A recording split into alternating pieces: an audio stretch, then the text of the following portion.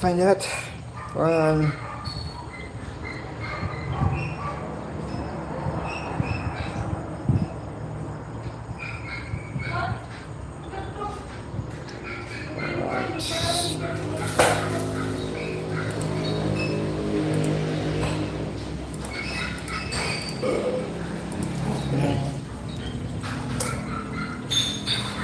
Live stream.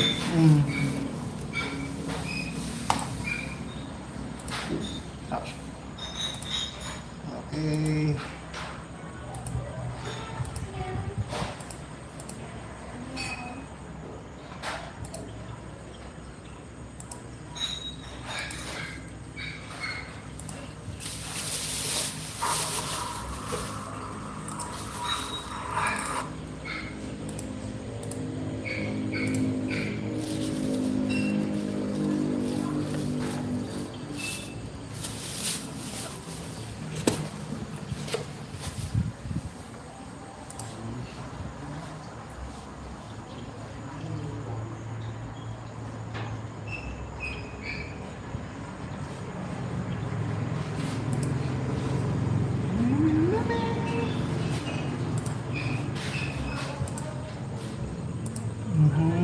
Okay. Okay, this one.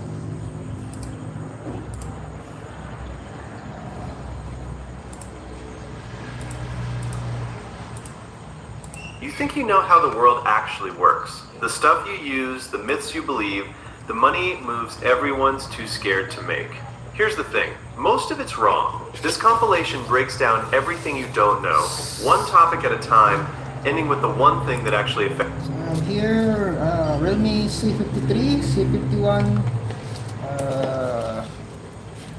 LCD screen. This one for Huawei Y7 Pro. So I'm happy already. 7,000 adhesive for gluing the phone to the screen. Here, parts of there. Screws and some back casings of the phone. So the first phone to the first phone I showed try first, I think the Realme. Let's look at the compatibility of this screen right here. You can also go for Realme Note 50, Realme C53 and Realme C51. All set.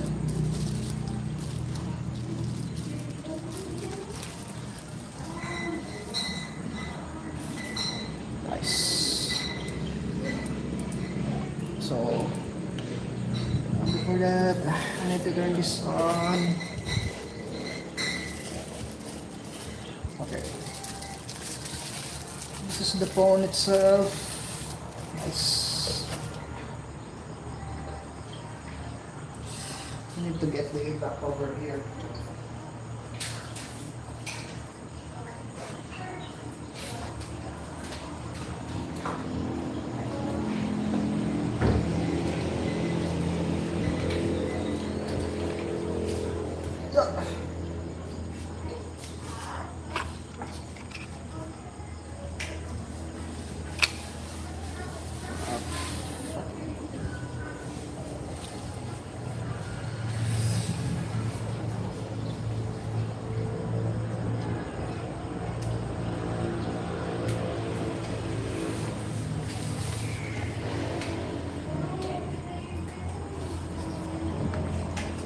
Let's try to fix it.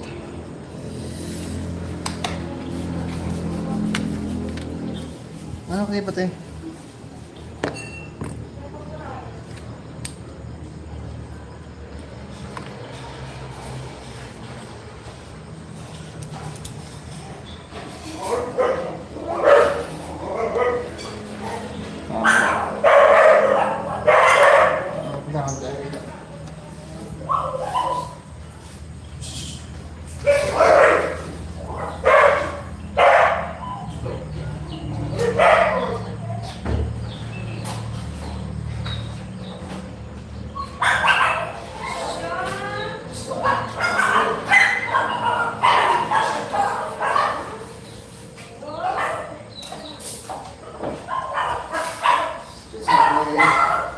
my god.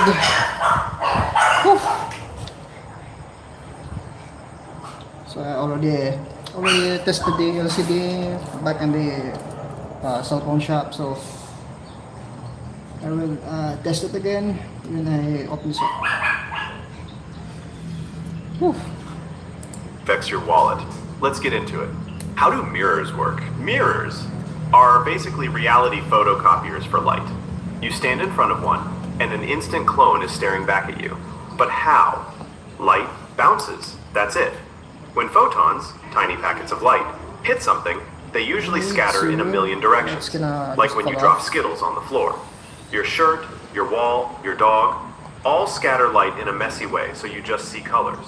But a mirror? It's smooth, like really smooth, way smoother than your skin or your phone screen.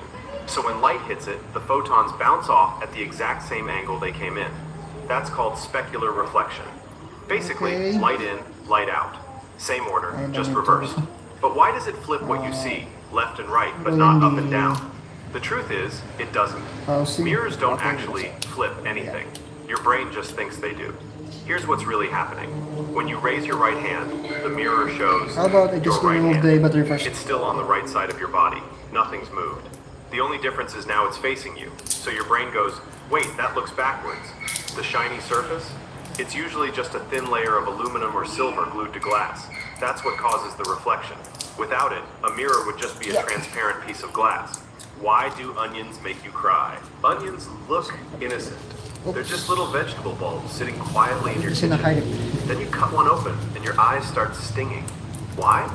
Inside every onion are tiny cells full of different chemicals, all living in peace until you slice it. Your knife is basically smashing those cells apart. When that happens, two chemicals meet for the first time. One is an enzyme, the other is a sulfur compound. Mix them together and they create a brand new chemical with a scary name, syn-propanethyl S-oxide. That chemical turns into a gas, and when it floats up into your face, your eyes freak out. They think they're being attacked, so they send a signal to your tear glands. Flush it out. Your body basically hoses your eyeballs down like they're on fire. Onions didn't evolve this to ruin your cooking experience. It's actually a defense mechanism to stop animals from eating them. Turns out, it doesn't work. We still eat them. We just cry too. If you want to cry less, chill the onion before cutting. The cold slows the removing chemical a battery, you reaction. need to Or cut it under running water so the gas be can't very reach careful your when eyes. handling the batteries. Or you could wear a full pair of scuba goggles. Very, Why very do we dangerous. get hiccups? Hiccups are basically your diaphragm throwing a tantrum. Your diaphragm is a big muscle under your lungs that helps you breathe. It moves down when you inhale, up when you exhale. Normally it's fine, but sometimes it just spasms. When that happens, your lungs suddenly suck in air way too fast. Your vocal cords slam shut, and that makes the classic hic sound. As for now, Why does I it spasm in the never- first place? It can be for a variety of reasons. I never Maybe have you ate accident too with fast, batteries. or drank something fizzy, or laughed so hard your breathing went off script. Sometimes it's because your stomach is full and pressing on the diaphragm. Scientists aren't 100% sure why humans hiccup, but one theory is that it's a leftover reflex from way back when we were tiny tadpole-like creatures learning to breathe. Basically, your body's still carrying an ancient glitch. Most hiccups go away on their own, but that doesn't stop people from inventing wild cures. You've probably heard of the main few. You can ask Holding me your breath, everything, chat. drinking water upside down, You can chat. being scared You half to can death. so- Do they work? They You can ask anything. but maybe you just Any stopped hiccuping by questions, chance and gave your friend all the anything. credit. How do cats always land on their feet? If you drop a cat, gently of course, unless something's gone very wrong, it's going to twist in midair and stick the landing like an Olympic gymnast. Right, it's very This hard. isn't luck. It's called the righting reflex, and it's one of the coolest bits of animal engineering nature ever came up with. The righting reflex kicks in the instant a cat's brain realizes it's falling. Inside their inner ear is a special balance system, the vestibular apparatus, which works like the world's tiniest We're gyroscope. getting here. It constantly tracks which way is up, even when the cat is spinning. The second the cat senses it's upside down, a chain reaction begins. Step 1, the head turns. The cat locks its eyes on the ground, like a fighter pilot lining up a landing strip. Step 2, the front half of the body twists one way, the back half twists the other. Cats can do this because their spines are insanely flexible. They have more vertebrae than we do, and no stiff collarbone to get in the way. Step 3, once facing the right way, they spread out all 4 legs, arch their backs, and puff out slightly. This increases air resistance, slowing the fall. kind of like a tiny parachute, made of fluff. Cats are also surprisingly light for their size, which means they don't slam into the ground with as much force as a heavier animal. In fact, past a certain height, they actually have more time to adjust and slow their descent, which is why some cats have survived absurdly high falls. There's even a term for this, high-rise syndrome. Vets use it to describe cats that have fallen from apartment buildings and walked away with minimal injuries.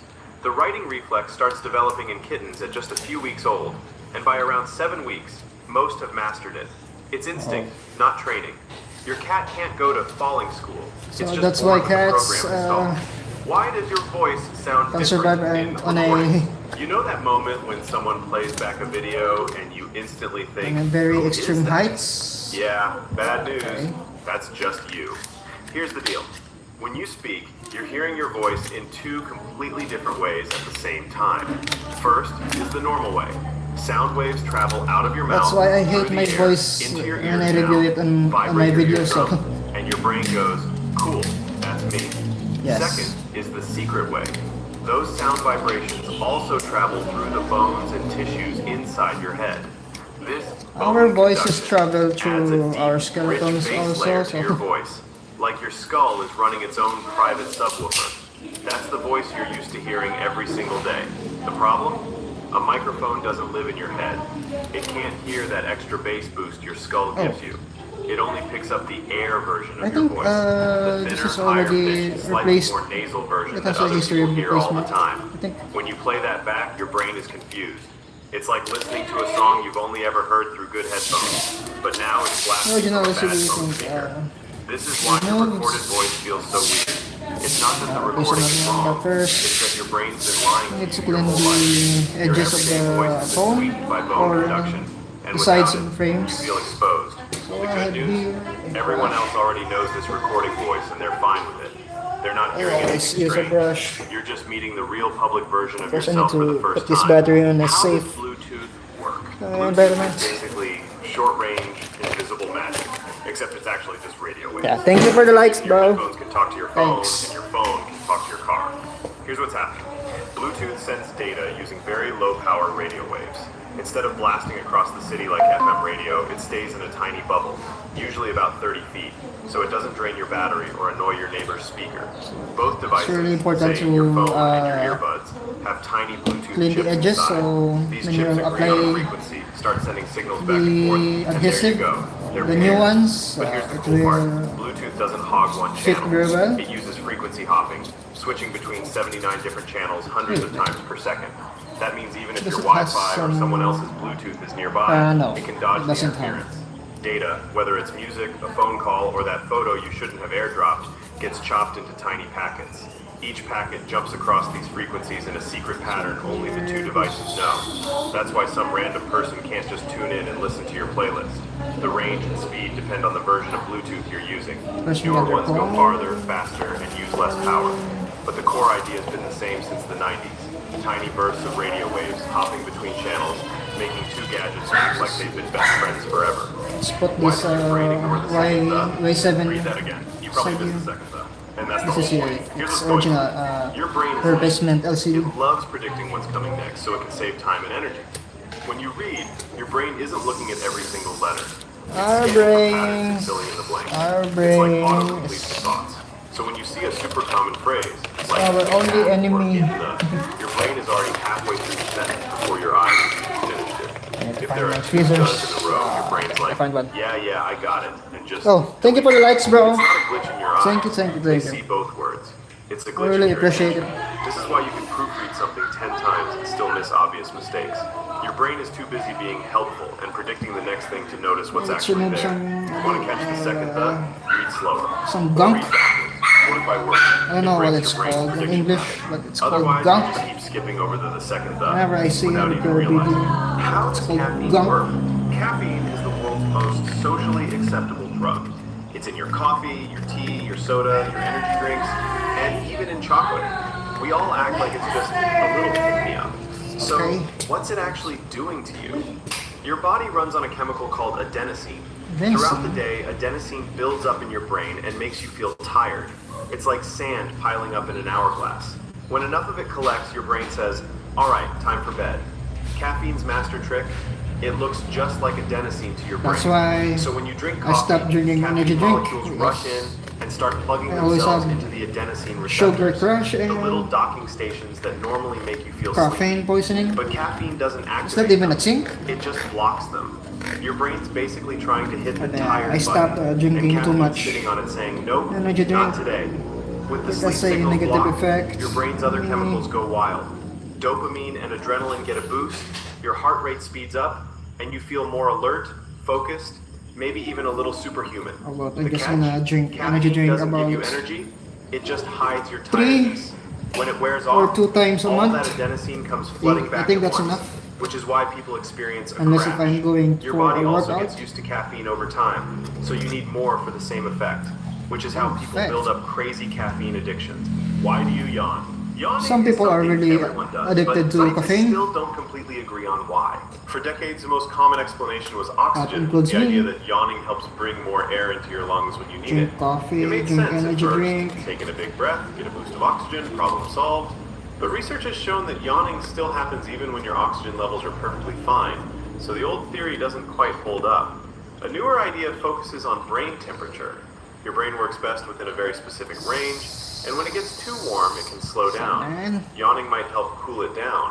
When you yawn, you take in a deep breath of cooler air, stretch the muscles in your face, and increase blood flow in your head, all of which can help bring the temperature down slightly. Okay. This might be why yawning is more common in warm environments, or when you're tired and your brain has been active for a long time. There's also the contagious side of yawning. Wait. Seeing, hearing, or even I'm reading about a thinking yawn I'm sharing can make you do it this too. live This on can be my linked to Facebook. empathy and social bonding, a way for groups think of I can. animals, including humans, to sync up their states Let's of see it. alertness and rest. So while the exact reason isn't fully proven, I'm the gonna make a most post. likely explanation is that yawning is your Yeah, skip this first.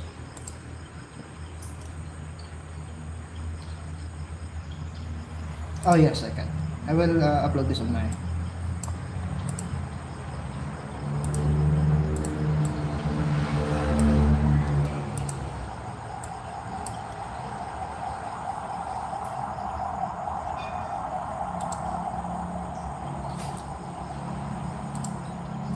Yep.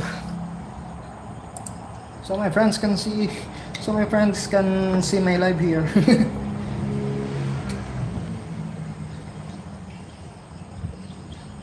Yes. Hey, 4 likes. Thank you guys. I really appreciate it. Oh boy. Actually, I don't really like fixing stuff, but there was this moment, the time that I broke my phone. My very first phone. I was trying to fix it. I think it's like, that's the model, Cherry Mobile. Just trying to fix Cherry Mobile phone again. Yesterday, I was curious about repairing phone repairs, and then I started trying to fix other phones. So it's now my sideline. This is not really my job. This is just I do when someone wants to fix their phone. They broke their phone screens, so they come up to me, and then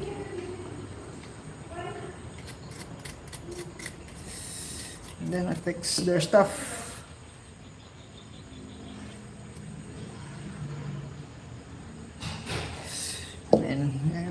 Oh boy.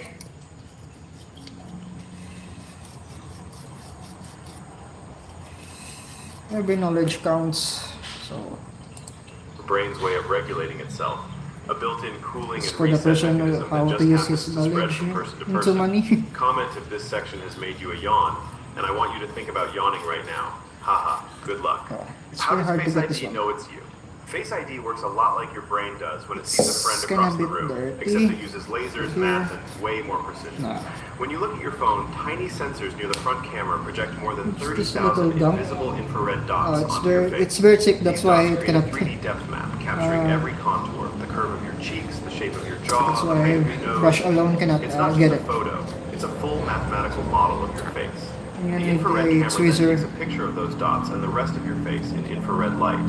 This Yeah, data is turned right. into a series of numbers, a unique face signature, and compared against Whew. the encrypted version stored inside your phone from when you first set up Face ID. If the two match closely enough, your phone unlocks. It's designed to work in different lighting with hats, glasses, still or even there. facial hair I need to clean changes. this. That's because Face ID doesn't Here, just rely on right surface in the details. sensor. It measures the depth and relative positions of your features, which are harder to change. Oh, So okay, when you okay, glance at your I phone got and it. it just opens, Okay. it's not guessing. It's reading a complex kinda easy to 3D get, map but of you in under a second, sometimes deciding with near perfect accuracy whether it's really you, it's and allowing you to unlock sometimes it's hard. Simply explaining complex everyday things. How does Wi-Fi actually work? Wi-Fi sends tiny waves, kind of like radio but faster. Your router takes internet stuff, like videos or messages, turns it into ones and zeros, and blasts it out using these waves. Your phone These, catches those waves, reads I think the ones and someone zeros, and turns them already into cat videos. fixed Magic. it. Your phone doesn't just listen. It has a talks history back, like, of play the next screen video. replacement, Open I that think, app, it because sends there its is own some waves back to the router. So it's like a super fast conversation happening billions still of times adhesive per here. second. You And may besides, wonder it's why very your thick. phone and the router don't get confused with Why all would the they other put phones, so routers. much I'll explain. adhesive there? Simple. I don't know. Channels. Your Wi-Fi picks a lane, and theirs picks a different one. Newer It's Wi-Fi kinda- is even smarter. It focuses signals I straight think they into your wanted phone, to like a secure laser. the screen so it Can won't people steal your Wi-Fi? Not really. get up easily, Because it's so locked that's with a why. I secret think code. Only your phone and router know the password. So anyone else just hears scrambled noise, and that's Wi-Fi. Invisible waves that carry memes, videos, and your search history through the air. Now you know. How do credit cards work? Credit cards are weird. You just swipe a piece of plastic, and boom, you just bought a $7 iced coffee using money you don't have.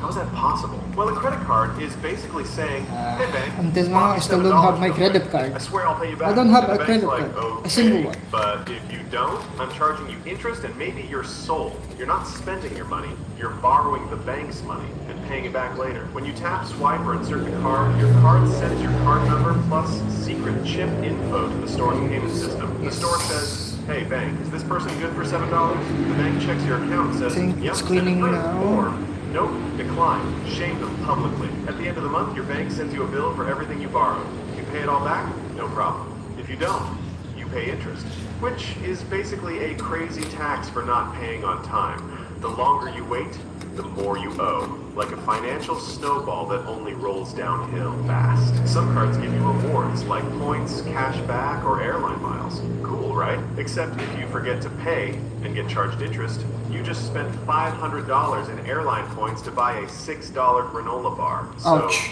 yeah, credit cards are like magical rectangles that buy stuff now, make you pay later, and charge you if you mess up. Use it right equals good credit I score. think, Use it wrong for equals me, you owe Visa your kidney. Why are people I'm not ready for a credit card because I might not, Your brain has two halves. because I might not left and pay right. on time. And get this, the left side of your brain controls the right side of your body, and the right side controls the left. In most people, the left brain is the boss, so they end up right-handed. But in lefties, the right brain is a little louder, so the left hand gets the spotlight. That's it. How do planes stay in the air? Okay, so planes are metal skyways that weigh hundreds of thousands of I think we're pounds, getting and there. they just Just- float. You're telling me a flying It's tube just full of people, very annoying that luggage, the and last, pretzels doesn't repair fall straight out of was, the sky? Let's unpack. Planes very wings thick. use something called lift, which is a fancy science word for air pushing you up harder It's than very gravity thick, pulls you adhesive down. they put. Here's the trick.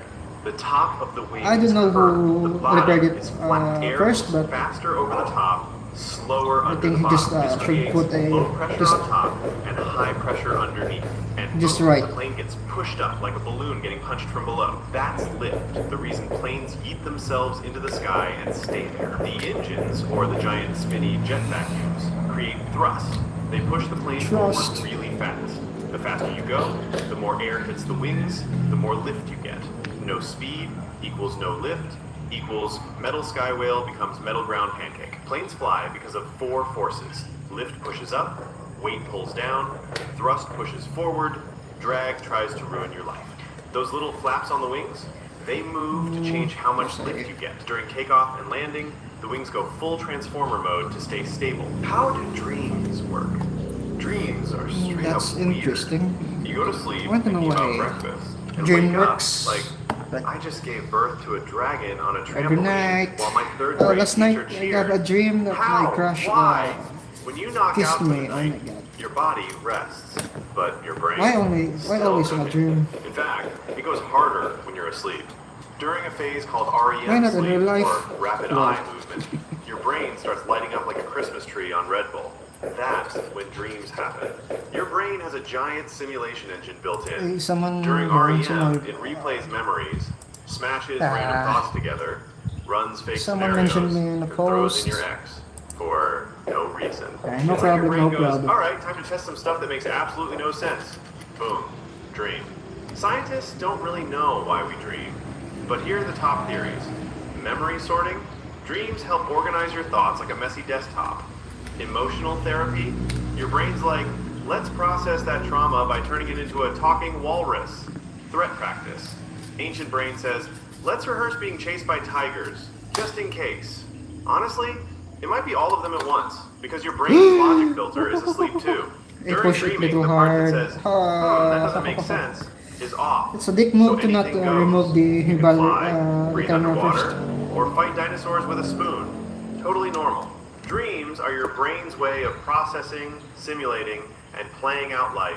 What even is a black hole? Black holes are the final boss of space. Like imagine something so heavy, so dense, Let's so remove this extra front cam first before that not I even might light break can it. escape. You shine a flashlight at a black hole, too bad that light is gone. Yeeted into the abyss, deleted from reality. Yeet. Take a giant star. Just- now let it live just its hang in life, there, burn buddy. through its fuel and get old and cranky. Eventually So the you star won't goes get flooded with supernova. lighter fluid. And the middle part collapses. Oh, But by it the way, doesn't I'm just using a lighter collapse, fluid it to implodes soften the into itself, adhesive, like a so cosmic I might- sinkhole until it's infinitely So I small. will This creates a black easily hole, remove a this spot in space with extra so much adhesive here. gravity that it just eats very thick. everything. Black holes don't suck stuff in. They pull stuff in with pure gravity. Like Earth's gravity keeps the moon in orbit, a black hole's gravity is like, hey moon, come here, forever. Even light, which is the fastest thing in the universe, can't outrun it. That's why they're black. Because light literally can't bounce back out. At the Black center holes. is the singularity, a point that's infinitely dense, and where physics just gives up. Time, broken. Space, bent, like spaghetti. Your understanding of reality? Gone. Yes. Surrounding it is the event horizon. The But not point really, of no return. sometimes. Once you cross it, game over. No signal, no comeback, just silence. Black holes are space vacuum cleaners that broke the laws of physics. I How guess- do microwaves actually cook food? Microwaves don't heat food like a fire or oven. Instead, they shoot invisible waves called, wait for it, microwaves into your food. These are electromagnetic waves, just like light and X-ray, but chunkier. They specifically target Chunky. one thing, water. Why? Because water molecules are tiny, weird little dumbbells with a positive Think this is side okay and a now? negative side, like emotional people. When microwaves hit them, they start vibrating like they just heard a Taylor Swift breakup song. Millions of times per second. That movement creates friction, and friction makes heat. Stuff with more water, like soup, heats fast. Stuff with no water, like dry bread, gets weird. Ever microwave Okay. pizza crust? It turns into a tire, that's why. Also, microwaves don't go very deep, only about an inch or two. So, that frozen lasagna, yeah, the outside's boiling, but Lasagna. the inside's still an ice cube. You may be wondering, why does the plate spin? Because microwaves bounce around unevenly so inside I the think box. it's just If it ready. didn't spin, half your food would be magma, the other I half need would to still put be in the- hibernation. So that little turntable stop. is the Oh. real MVP, keeping your food from becoming a crime against God. So yeah, your microwave cooks food by violently shaking water molecules with invisible waves. How does How YouTube do know I what you want to put watch? this back? YouTube is scary. You watch one video about raccoons, and suddenly your homepage is like, here's 87 more Oh, shit. raccoons. Also, raccoons driving cars. Also, raccoons in space. How does it know? Every time you click, tap, That's pause, nuts. rewind, or cry during a video, YouTube takes notes. What you watched, how long you watched it, what you clicked before and after. Whether you liked, commented, or just dipped halfway through. It's algorithm. Not a website. It's a stalker with a clipboard. YouTube's goal, gets you to click and stay. Hello. If you click Hi. but don't watch for long, no bueno. If you watch forever but didn't click, Hello also there. bad. But if you click and binge, like it's Netflix in 2013, the Nice. algorithm's like, send Oh. this person more, I- feed them. Your homepage is built by a supercomputer on energy drinks that mixes what you like, what people like you like, what's trending, what you watched 3 years ago at 2 a.m. during a crisis. I don't And watch yes, it trending remembers videos. I watch everything, even that video you regret watching. You know the one. YouTube videos also I compares like to your watch. habits to millions of other people. If 800,000 people who watched How to Tie a Tie also clicked on How to Adult, YouTube's like, well, must be related, recommends it to you instantly. It doesn't know why you want it, it just knows you do. YouTube suggests videos using a brain-melting algorithm, all to keep you watching forever. YouTube doesn't care what you watch, it just wants you to not stop, explaining everyday things you don't understand. It should What a be. calorie actually Because is. YouTube is A free. calorie is a unit of heat. If the product is free, then you are The energy needed to the raise 1 gram of water product. by 1 degree Celsius. Nothing about food, nothing about weight, just heat. The calories on nutrition labels are actually kilocalories. 1 food calorie equals 1,000 real calories. The label is technically Real. lying to your face. They dropped the kilo because the numbers looked too scary. How we measure food calories is genuinely absurd. You burn the food, literally. A technique called bomb calorimetry ignites a sample inside a sealed chamber and measures how much surrounding water heats up. That temperature change tells you the energy content. Your body doesn't work this way. It extracts energy through enzymatic digestion, not combustion. Calorie counts are approximations based on averages. Fiber technically has calories when burned, but you can't extract most of them. The number on your food label is an estimate based on setting it on fire. And we built an entire diet industry on top of that. VPNs. VPN ads make it sound like buying one makes you invisible, encrypted, untraceable. None of this is quite right. A VPN creates an encrypted tunnel between your device and a VPN server. Your traffic goes through that server to websites. The website sees the server's IP, Okay. not So yours. it fits. Your ISP sees encrypted traffic going to the VPN, not your destination. What this actually protects, your ISP can't see which sites you visit. People on the same Wi-Fi can't intercept your traffic. Websites can't see your real location. What this doesn't protect, I'm kinda the tired. VPN company itself sees everything your ISP Graphics used to 2 see. phone. You've I'm moved the trust tired. problem, But okay. not eliminated it. Advertisers still track you through browser fingerprinting and cookies. Just Your gonna finish identity this. follows you regardless of I IP insert address. the second ice cream. VPNs are useful tools. They're not invisibility cloaks. How search engines rank results. You type something into Google and assume the most relevant results appear first. You're partially right, and you're also playing a game you didn't know you entered. Google's algorithm evaluates hundreds of signals. Content relevance, loading speed, mobile compatibility, and how long people stay on a page after clicking. But the dominant factor for competitive queries is links. I think it's Which ready. other websites link to a page, and how authoritative those sites are. This created an is entire the original, industry called search engine replacement optimization. LCD. Where's Companies hire the specialists to reverse engineer casing ranking of the factors phone? and Where did I manufacture put it? the appearance of authority. They build link networks and optimize pages It's here. specifically to rank rather than to inform. When you search for something valuable, Sim trims, you're often seeing whoever screws. is best at gaming the algorithm, not who Right has the here. best information. Medical, financial, and legal searches are particularly effective. It's an arms race running inside every search you make. How your eyes actually see color. You're not seeing color. Your brain is constructing color from limited signals and making a lot of assumptions. Okay, that's all. Your retina has 2 types of photoreceptors. Rods handle low light vision without color distinction. Cones detect color, and humans have 3 types sensitive to roughly red, green, and blue wavelengths. Just 3. How about You I perceive just millions first, of colors because try your brain to- interpolates between these 3 signals. The visual cortex processes signals from the optic nerve I need and to constructs test your it first experience of the before visual turning this world. on. A Putting it significant portion of what you think you're seeing is before prediction I apply the and adhesive. gap filling by the brain, not direct sensing. Color constancy demonstrates this. A white paper looks Needs white to under be yellow indoor light and blue outdoor perfectly light, aligned. even though it's reflecting completely Yeah. different wavelengths. Your brain adjusts interpretation based on context. The dress debate that went viral revealed this directly. Same image, different assumptions about ambient light, completely different perceived colors. How encryption works. When your browser shows HTTPS, something mathematically remarkable just happened. Two computers that had never communicated before established a shared secret that an observer watching every packet couldn't determine. Encryption uses it's not mathematical working. problems that are easy in one direction and practically impossible to reverse. So I think Modern it's now ready encryption relies on the to... difficulty of factoring large numbers. Multiplying two enormous primes takes a fraction of a second. Finding which primes produced a given product would take longer than the age of the universe with current technology. HTTPS uses a protocol called TLS that starts with a handshake. Okay. Your browser and the now server fixed. exchange public keys. Either party can encrypt a message using the other's key, but only the key's owner can decrypt it. Okay. This allows establishing a shared private key without ever sending it in readable form. All subsequent communication uses that shared key. This is the mathematics protecting your banking and messages. It works not because it's unbreakable in principle, but because breaking it requires computational resources that don't exist. How vaccines work. Your immune system has two components. The first responds to infections it encounters, slower and general. The second remembers previous infections and responds faster if they return.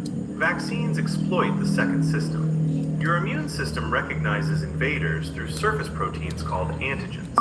When it encounters an unfamiliar antigen, What's happening? specialized cells learn to What's happening to my recognize phone? it and persist as memory cells. Future exposure triggers a rapid response before infection can establish.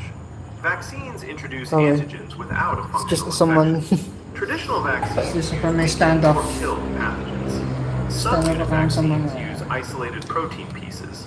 Someone's- mRNA vaccines instruct your cells to temporarily produce antigen proteins, which the immune system then learns to recognize. The inflammation and fever from vaccines are evidence of the immune system engaging and learning. They're signs it's working, not signs something went wrong. What anesthesia does to your brain. You count backward from 10. You make it to 7. Then you're in recovery and time has vanished. You weren't asleep. Scientists aren't fully sure what you were. General anesthesia isn't sleep. Sleep is an active biological process. Your brain under anesthesia looks completely different on imaging than during sleep. It's closer to a reversible coma, Just though even bought that my- analogy breaks down. The I drugs newly disrupt bought neural communication. T7000. Some block No, it's very sodium huge. channels, preventing neurons Holy- from firing. holy moly. Others enhance inhibitory signals. It's very big. The result is loss of consciousness, loss of pain perception, and prevention of memory I formation. didn't expect The that. mechanism for be consciousness this big. suppression isn't fully understood. Okay. We can describe what This one is anesthetics fresh do at the one. molecular level. So it's gonna We be don't fully understand why suppressing those reactions medium viscosity. eliminates Okay, consciousness. let's gonna use this. The answer is the same as the answer to what consciousness actually I is, hope. and we don't know that either. How GPS knows where you are. Your phone knows its location within meters, anywhere on Earth, without internet. This seems like it should require magic. It requires very precise clocks. The GPS system has at least 24 satellites orbiting 20,000 kilometers above Earth. Each broadcasts its location at exact time using atomic clocks who is it accurate now? to nanoseconds. Your device picks up signals from busy. multiple satellites simultaneously. If a signal takes a certain time to travel from a satellite to your device, and you know light speed, you can calculate your distance from that satellite. You're somewhere on a sphere of that radius. Okay. 2 satellites narrow it to 2 points. 3 satellites narrow it to 1 point in 3-dimensional space. A 4th satellite corrects for your device's clock imprecision. GPS drifts indoors because walls attenuate the signals.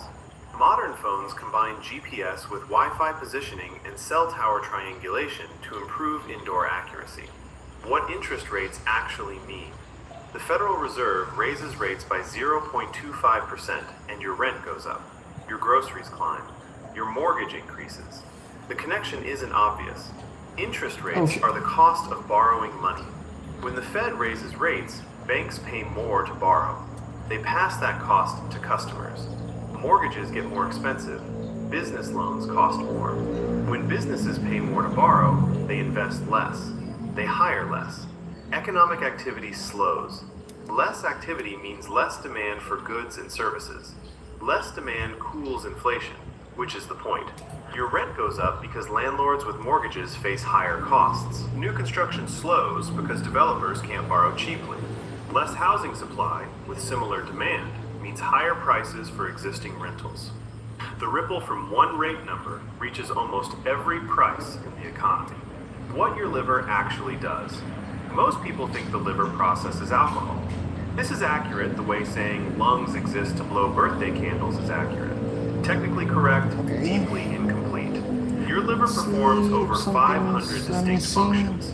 It produces bile for digesting fats. It synthesizes proteins in your blood, including clotting factors. Okay, It no. stores glucose and Let's releases it put with the blood sugar LCD drops. on, but It first, converts ammonia, a toxic waste product, into urea for excretion. It stores to vitamins remove A, these stickers D, here. E, K, and B12. The liver is also the primary metabolic processor for every medication you take. This is why liver disease affects dosing. Some drugs are prodrugs that only become active after liver processing. Alcohol processing uses enzymes that convert ethanol into acetaldehyde, which is actually more toxic, then into acetate. The liver handles about 1 standard drink per hour. Everything beyond that accumulates in blood until the liver catches up. How touchscreens know where your finger is. You're pressing on glass and the device knows exactly where. Not because it feels pressure, but because your body is electrically conductive. Modern smartphones use capacitive touchscreens. A grid of electrodes runs through a transparent conductive layer beneath the glass. This grid maintains a stable electrical field across the surface. Your finger is mostly water and salt, making it a conductor. When it approaches the screen, it distorts the electrical field at that location.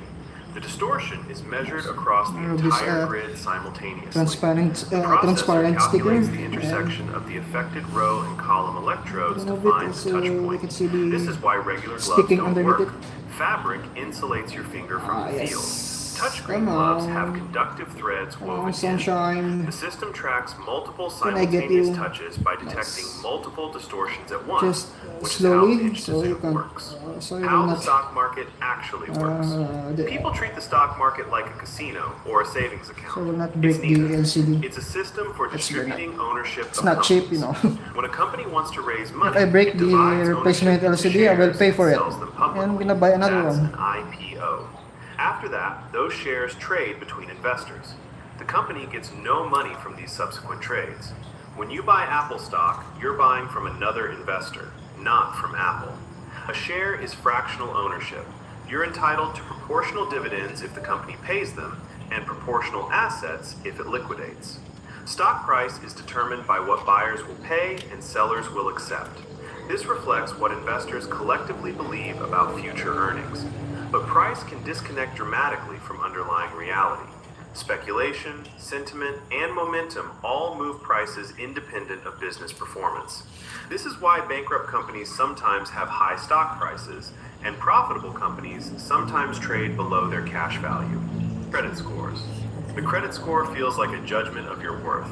It's actually a prediction of whether you'll repay borrowed money. Everything in the calculation connects to that question. Payment history is 35%. Missing payments hurts severely, but paying on time alone doesn't guarantee a good score. Credit utilization is next, around 30%. Oh, God. Using 80% of your available credit looks risky even if you pay every month.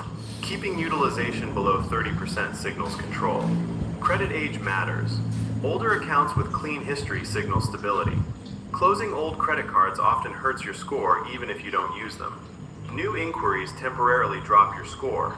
Too many applications at once suggest financial distress. The system rewards people who borrow and repay reliably. Someone who never borrows has no credit history and a mediocre score. Perfect financial responsibility paradoxically scores lower than strategic debt management. Insurance. Insurance is a bet. You're wagering that something bad will happen to you. The insurance company bets it won't. They win most of the time, which is why they're profitable. This sounds like a scam. It's not, for a specific reason. The financial impact of being wrong. If your house burns down without insurance, you lose everything. If you have insurance and nothing happens, you lose your premiums. The second loss is survival. The first isn't. Insurance pools risk across many people. Everyone contributes small amounts. The pool pays out to whoever experiences catastrophic loss. The model works because the insured events don't all happen simultaneously. Probability smooths out when you have enough customers. What makes insurance feel wrong is you're hoping to lose the bet. You want your house to not burn down. You're paying for a product you hope to never use. That's actually the point, how memory works. You remember a moment from childhood. The details feel vivid and certain. Almost certainly, significant portions of that memory are fabricated. Memory isn't video recording, it's reconstruction. Every time you recall something, your brain reassembles fragments. It fills gaps with plausible details. It incorporates information you learned after the event. It adjusts for your current emotional Need to state. push it This around happens neurologically. 3 minutes Memories are or stored so. as patterns of So neural let's see connections. who's messaging me. Retrieving a memory activates Another those one. connections, but the act of retrieval also modifies them slightly. The memory you store back is a slightly altered version. Every time you remember something, you change it a little. Frequently recalled memories drift the most. The memories you're most confident about are Oh my often God. the most contaminated. False memories can be implanted with remarkable ease. Research shows people can be convinced they witnessed events that never happened after minimal suggestion. You don't replay the past, you reconstruct it every time. Basic financial concepts you don't understand. Taxes. Picture this. Imagine you just had a hard month at work, slaving away flipping burgers at your local McDonald's. You're in bed when you get an email from them. It says you've been paid $2,000, but your bank account only gets $1,456. You scroll down the stuff. Federal income tax, state tax, Social Security, Medicare. This is the modern ritual of giving away a chunk of your money to invisible forces, and they expect you to say thank you. Here's the deal. Taxes are the cost of civilization. You pay, the government builds roads, funds schools, makes sure your favorite taco truck isn't infested with rats, and sends billion-dollar missiles to places you've never been. But there are different types of taxes. Income tax, which hits the money you make. Sales tax, which hits the money you spend. Capital gains tax, which hits the money your investments made while you were asleep. The government takes a little bit of every dollar. Nearly everyone also pays Social Security tax and Medicare tax. Basically, Social Security tax is like the government forcing you to save for your retirement. They force you to save money now, and you get it paid back to you over time when you retire. Medicare, however, is a health insurance tax that goes to supporting older people or people with serious health issues. Now comes filing your taxes. Oh boy, the government knows how much you owe, but it makes you guess. How cool. If you're right, no worries. But if you're wrong, you're cooked. When it comes to actually paying taxes, some people pay every few months. Some people pay yearly. And then there's those people that don't pay at all and end up in documentaries. I get that taxes are annoying, but it's not all bad. Countries with higher tax rates generally have a higher quality of life all round. Banks. So, you walk into a bank, hand the cashier your money, they count it, smile, and tell you it will be added to your account. You walk out and think, great, now it's sitting in a vault somewhere, being guarded by a dragon. But in reality, that money's already gone. Most people think of banks like a big safe with only one job, guarding people's money. But in reality, they are just a middleman, or a matchmaker for financial transactions. When you deposited that $1,000, the bank took $900 of it and gave it to someone who wants to buy a jet ski. That system is called fractional reserve banking, which basically relies on the idea that they only actually need to keep a fraction of the money on hand, because not everyone is going to show up at the same time asking to withdraw 100% of their account. That is unless it's 2008, of course, when people lined up to withdraw the entirety of their account, which caused the entire system to crumble. Banks make money by lending your money at a higher interest rate than they are giving you. That's really it. You're the supply of money, and the person borrowing is the demand. The banks entice you to deposit your money because of a few reasons.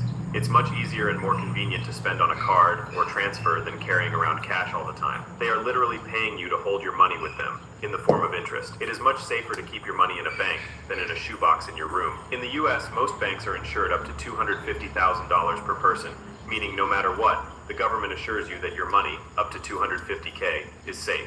Interest. Imagine you borrow $1,000. You have to pay back $1,280. Why? Because of interest. Interest is money's way of charging rent to exist in someone else's hands. When you borrow, interest is the price tag for using someone else's cash. When you lend or save, interest is the reward for being patient and boring. There are two main types. Simple interest is like, here's a flat fee, thanks for playing. Compound interest is, every dollar I gave you now has clones, and they also want rent. Let's say you owe 20% interest on a credit card. You miss a payment. Now your interest is earning interest. Soon, your $12 burrito turns into a $50 regret. On the flip side, investing at 7% annual compound interest, that's your money duplicating itself like a cheat code. $100 becomes $200, then $400, Then one day you wake up and you're old, rich, and a little smug about it. This is why interest is the silent engine behind both wealth and debt. In loans, it's the slow burn that turns small mistakes into financial fires. In investments, it's the time bomb that turns small gains into massive wins. So what's the hack?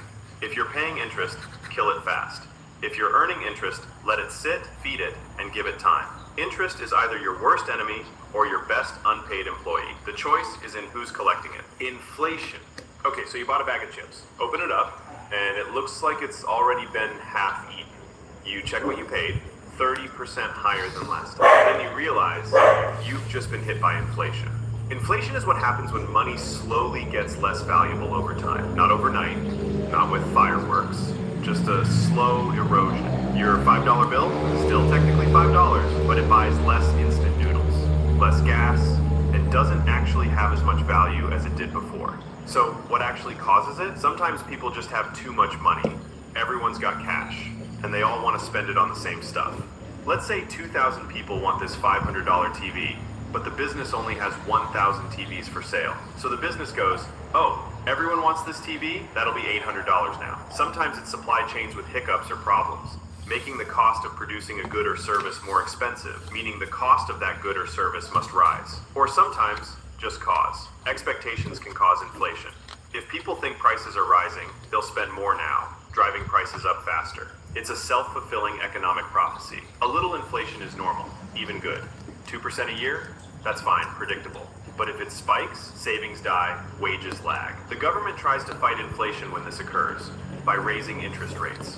When the government raises interest rates, people are paying more interest, or it's more expensive to get a loan, meaning they have less money to spend on things like TVs. This causes a reduction in the amount of spending, pretty much cooling off the economy. Recessions. A recession is when the economy decreases for at least 2 quarters, or 6 months in simple terms. One day you're fine, you've got a job, bills are paid, you might even be planning a trip with the family, but suddenly there's layoffs, the stock market's only going down. In a recession, jobs vanish, companies cut costs, and everyone saves their money for necessities instead of buying things they don't need. Why does a recession happen? It could be a range of things. It could be high interest rates, making borrowing I didn't know too someone expensive. liking my video Could right be a now. global crisis, war, pandemic, rogue container ship. Could just be the economic cycle doing what it does best. Boom, peak, You can ask me bust, whatever you reset. Think of you the can ask. economy as a party. In the boom phase, everyone's dancing, drinks So are I think flowing. we can talk But something. eventually, the lights flicker, reality hits, someone checks their bank account, and suddenly, the DJ's playing sad lo-fi beats about corporate downsizing. Recessions aren't forever, they're resets, painful ones. Governments might lower interest rates, send out Interest stimulus, rates, or okay. just hope people start buying overpriced coffee again. Eventually, spending returns, businesses rebuild, growth resumes, but not without scars. Credit Oh score. boy. A credit score is a shadowy algorithm that knows your name, your past, and how many times you paid your credit card late in college. A replacing three-digit number that LCD. decides whether you get a house, a car, or a soul-crushing 27% Just, interest rate on your new TV. This number isn't about wealth. It's just very It's hard to about remove trust. this Lenders want to know, if adhesive I give on this person the money, casing. will they actually pay me It's back? just very hard. The score has a range from 300 to 850. Below 580, So you're a walking damn red hard. flag. Over 750, you're sparkling with adult credibility. Most people stuck somewhere between 640 and 790. How is a credit score calculated? Payment history. Do you pay on time? This is the big one. So the technique I Credit used there, utilization. just put how much some credit are you using lighter versus how much you fluid could? and then the Credit adhesive age. will just How long you've had soften. accounts. Credit mix. And then it's Cards, gonna be easy loans, to remove. mortgages. Variety helps. New credit. Too many recent applications. All of these things are the ways it is calculated. See? But to actually increase your score, you have to make the required payments on each Without of your lighter loans fluid, before you it's enter just, the late period. very, If you very enter hard to the late remove. period, your score decreases. Your credit score is like a pet dog. Ignore it, and it poops all over your life. Take care of it, and someday it might help you buy a house. It's not about being good with money. It's about looking good to lenders. You can have zero debt and still have a trash score if you don't have a credit history. So yes, the game is rigged. But if you learn the rules, you can rig it back. Currency, or money. The weird part about currency and or money is that it's actually not real. Humans, the stock market's only going down. Meaning they have less money to spend on things like TVs. This causes a reduction in the amount of spending, pretty much cooling off the economy. Recession. A recession is when the economy decreases for at least 2 quarters, or 6 months in simple terms. One day you're fine, you've got a job, bills are paid, you might even be planning a trip with the family, but suddenly there's layoffs, the stock market's only going down. In a recession, jobs vanish, companies cut costs, and everyone saves their money for necessities instead of buying things they don't need. Yeah, Why does a recession sometimes happen? that happens. It could be a range of things. Could be high interest rates, making borrowing too expensive. Could be a global crisis, war, pandemic, rogue container ship. Could just be the economic cycle doing what it does best. Boom, peak, bust, reset. Think of the economy as a party. In the boom phase, everyone's dancing, drinks are flowing.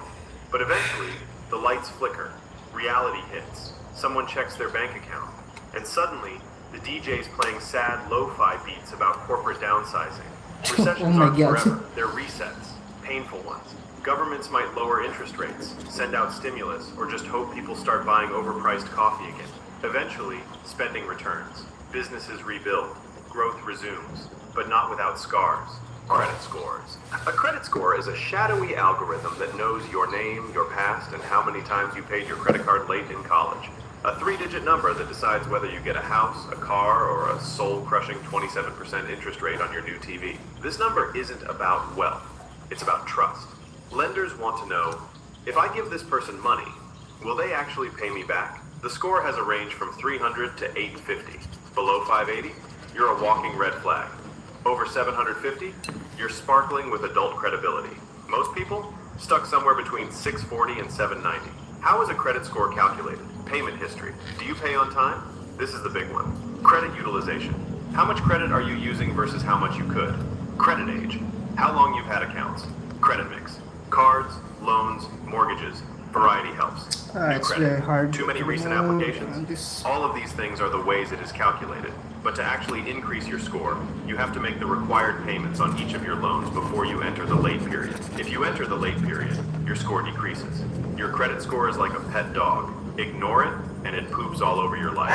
Take care of it, and someday it might help you buy a house. It's not about being good with money.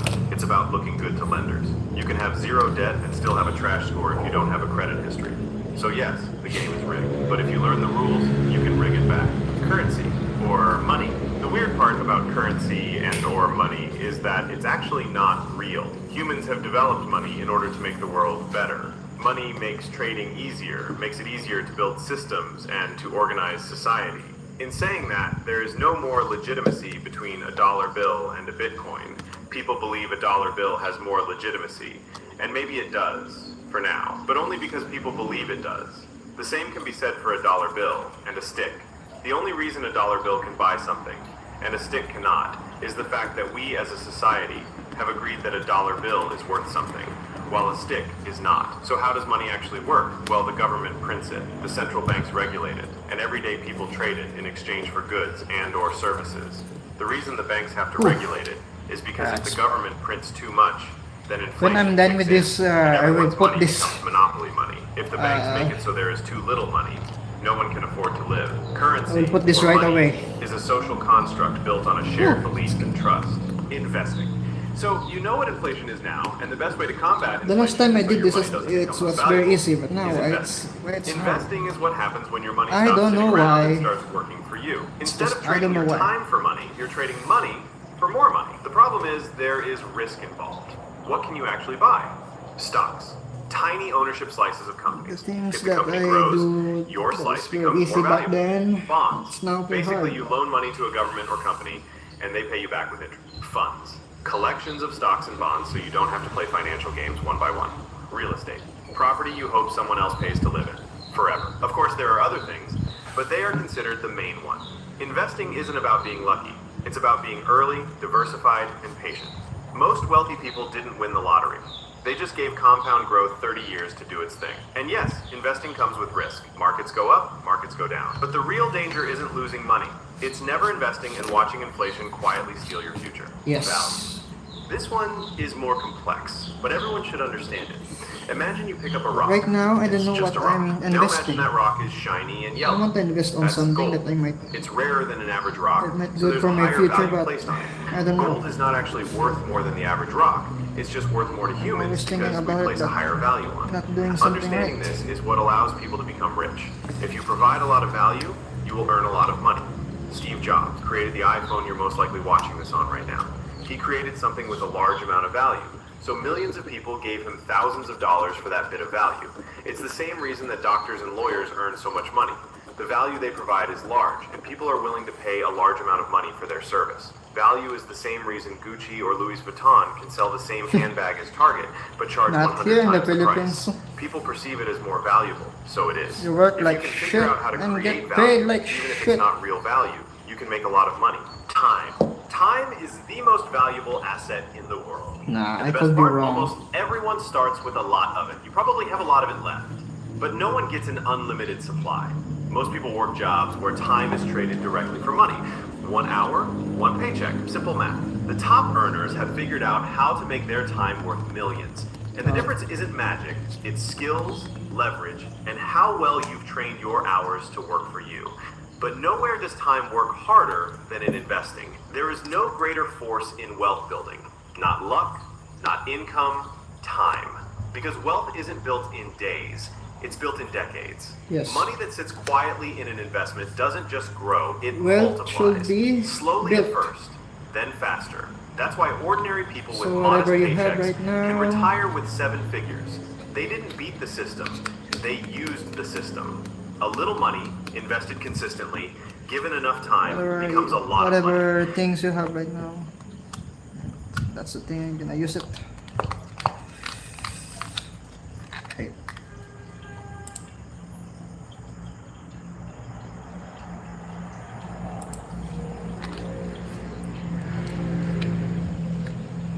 Why did my video stop? Basic financial concepts you should understand. Yes. Taxes. Picture this. Imagine you just had a hard month at work, slaving away flipping burgers at your local McDonald's. You're in bed when you get an email from them.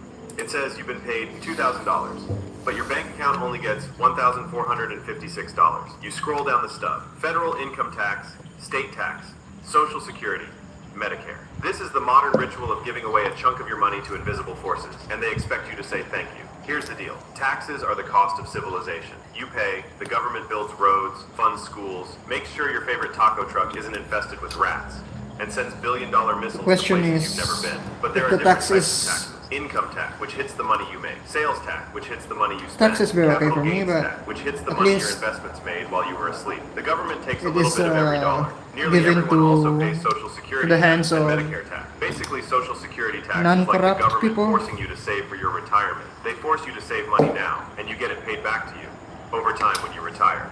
Medicare, however, is a health insurance tax that goes to supporting older people or people with serious health issues. Now comes Health filing your issues. taxes. Oh boy, the government knows how much you owe, but it makes you guess. How cool. If you're right, no worries. But if you're wrong, you're cooked. When it comes to actually paying taxes, some people pay every few months. Some people pay yearly. And then there's those people that don't pay at all and end up in documentaries. I get that taxes are annoying, but it's not all bad. Countries with higher tax rates generally have a higher quality of life all round. Banks. So, you walk into a bank, hand the cashier your money, they count it, smile, and tell you it will be added to your account. You walk out and think, great, now it's sitting in a vault somewhere, being guarded by a dragon. But in reality, that money's already gone. Most people think of banks like a big safe with only one job, guarding people's money. But in reality, they are just a middleman or a matchmaker for financial transactions. When you deposited that $1,000, the bank took $900 of it and gave it to someone who wants to buy a jet ski. That system is called fractional reserve banking, which basically relies on the idea that they only actually need to keep a fraction of the money on hand because not everyone is going to show up at the same time asking to withdraw 100% of their account. That is unless it's 2008, of course, when people lined up to withdraw the entirety of their account, which caused the entire system to crumble. Banks make money by lending your money at a higher interest rate than they are giving you. That's really it. You're the supply of money, and the person borrowing is the demand. The banks entice you to deposit your money because of a few reasons. It's much easier and more convenient to spend on a card or transfer than carrying around cash all the time. They are literally paying you to hold your money with them in the form of interest. It is much safer to keep your money in a bank than in a shoebox in your room. In the US, most banks are insured up to $250,000 per person, meaning no matter what, Whew. the government assures Holy you that your fuck money, up to shit. 250K, is safe. So tired. Imagine So you borrow tired. $1,000. You I have need to to pay finish back this. $1,280. Why? Because of interest. Interest is money's way of charging rent to exist in someone else's hands. When you borrow, interest is the price tag for using someone else's cash. When you lend or save, interest is the reward for being patient and boring. There are two main types. Simple interest is like, here's a flat fee, thanks for playing. Compound interest is, every dollar I gave you now has clones, and they also want rent. Let's say you owe 20% interest on a credit card. You miss a payment. Now your interest is earning interest. Soon, your $12 burrito turns into a $50 regret. On the flip side, investing at 7% annual compound interest, that's your money duplicating itself like a cheat code. $100 becomes $200, then $400. Then one day you wake up and you're old, rich, and a little smug about it. This is why interest is the silent engine behind both wealth and debt. In loans, it's the slow burn that turns small mistakes into financial fires. In investments, it's the time bomb that turns small gains into massive wins. So what's the hack? If you're paying interest, kill it fast. If you're earning interest, let it sit, feed it, and give it time. Interest is either your worst enemy or your best unpaid employee. The choice is in who's collecting it. Inflation. Okay, so you bought a bag of chips. Open it up, and it looks like it's already been half. You check what you paid, 30% higher than last time. Then you realize you've just been hit by inflation. Inflation is what happens when money slowly gets less valuable over time. Not overnight, not with fireworks, just a slow erosion. Your $5 bill, still technically $5, but it buys less instant noodles, less gas, and doesn't actually have as much value as it did before. So what actually causes it? Sometimes people just have too much money. Everyone's got cash, and they all want to spend it on the same stuff. Let's say 2,000 people want this $500 TV, but the business only has 1,000 TVs for sale. So the business goes, oh, everyone wants this TV? That'll be $800 now. Sometimes it's supply chains with hiccups or problems, making the cost of producing a good or service more expensive, meaning the cost of that good or service must rise. Or sometimes, just cause. Expectations can cause inflation. If people think prices are rising, they'll spend more now, driving prices up faster. It's a self-fulfilling economic prophecy. A little inflation is normal, even good. 2% a year? That's fine, predictable. But if it spikes, savings die, wages lag. The government tries to fight inflation when this occurs by raising interest rates. When the government raises interest rates, people are paying more interest, or it's more expensive to get a loan, meaning they have less money to spend on things like TVs. This causes a reduction in the amount of spending, pretty much cooling off the economy. Recessions. A recession is when the economy decreases for at least 2 quarters, or 6 months in simple terms. One day you're fine, you've got a job, bills are paid, you might even be planning a trip with the family, but suddenly there's layoffs, the stock markets.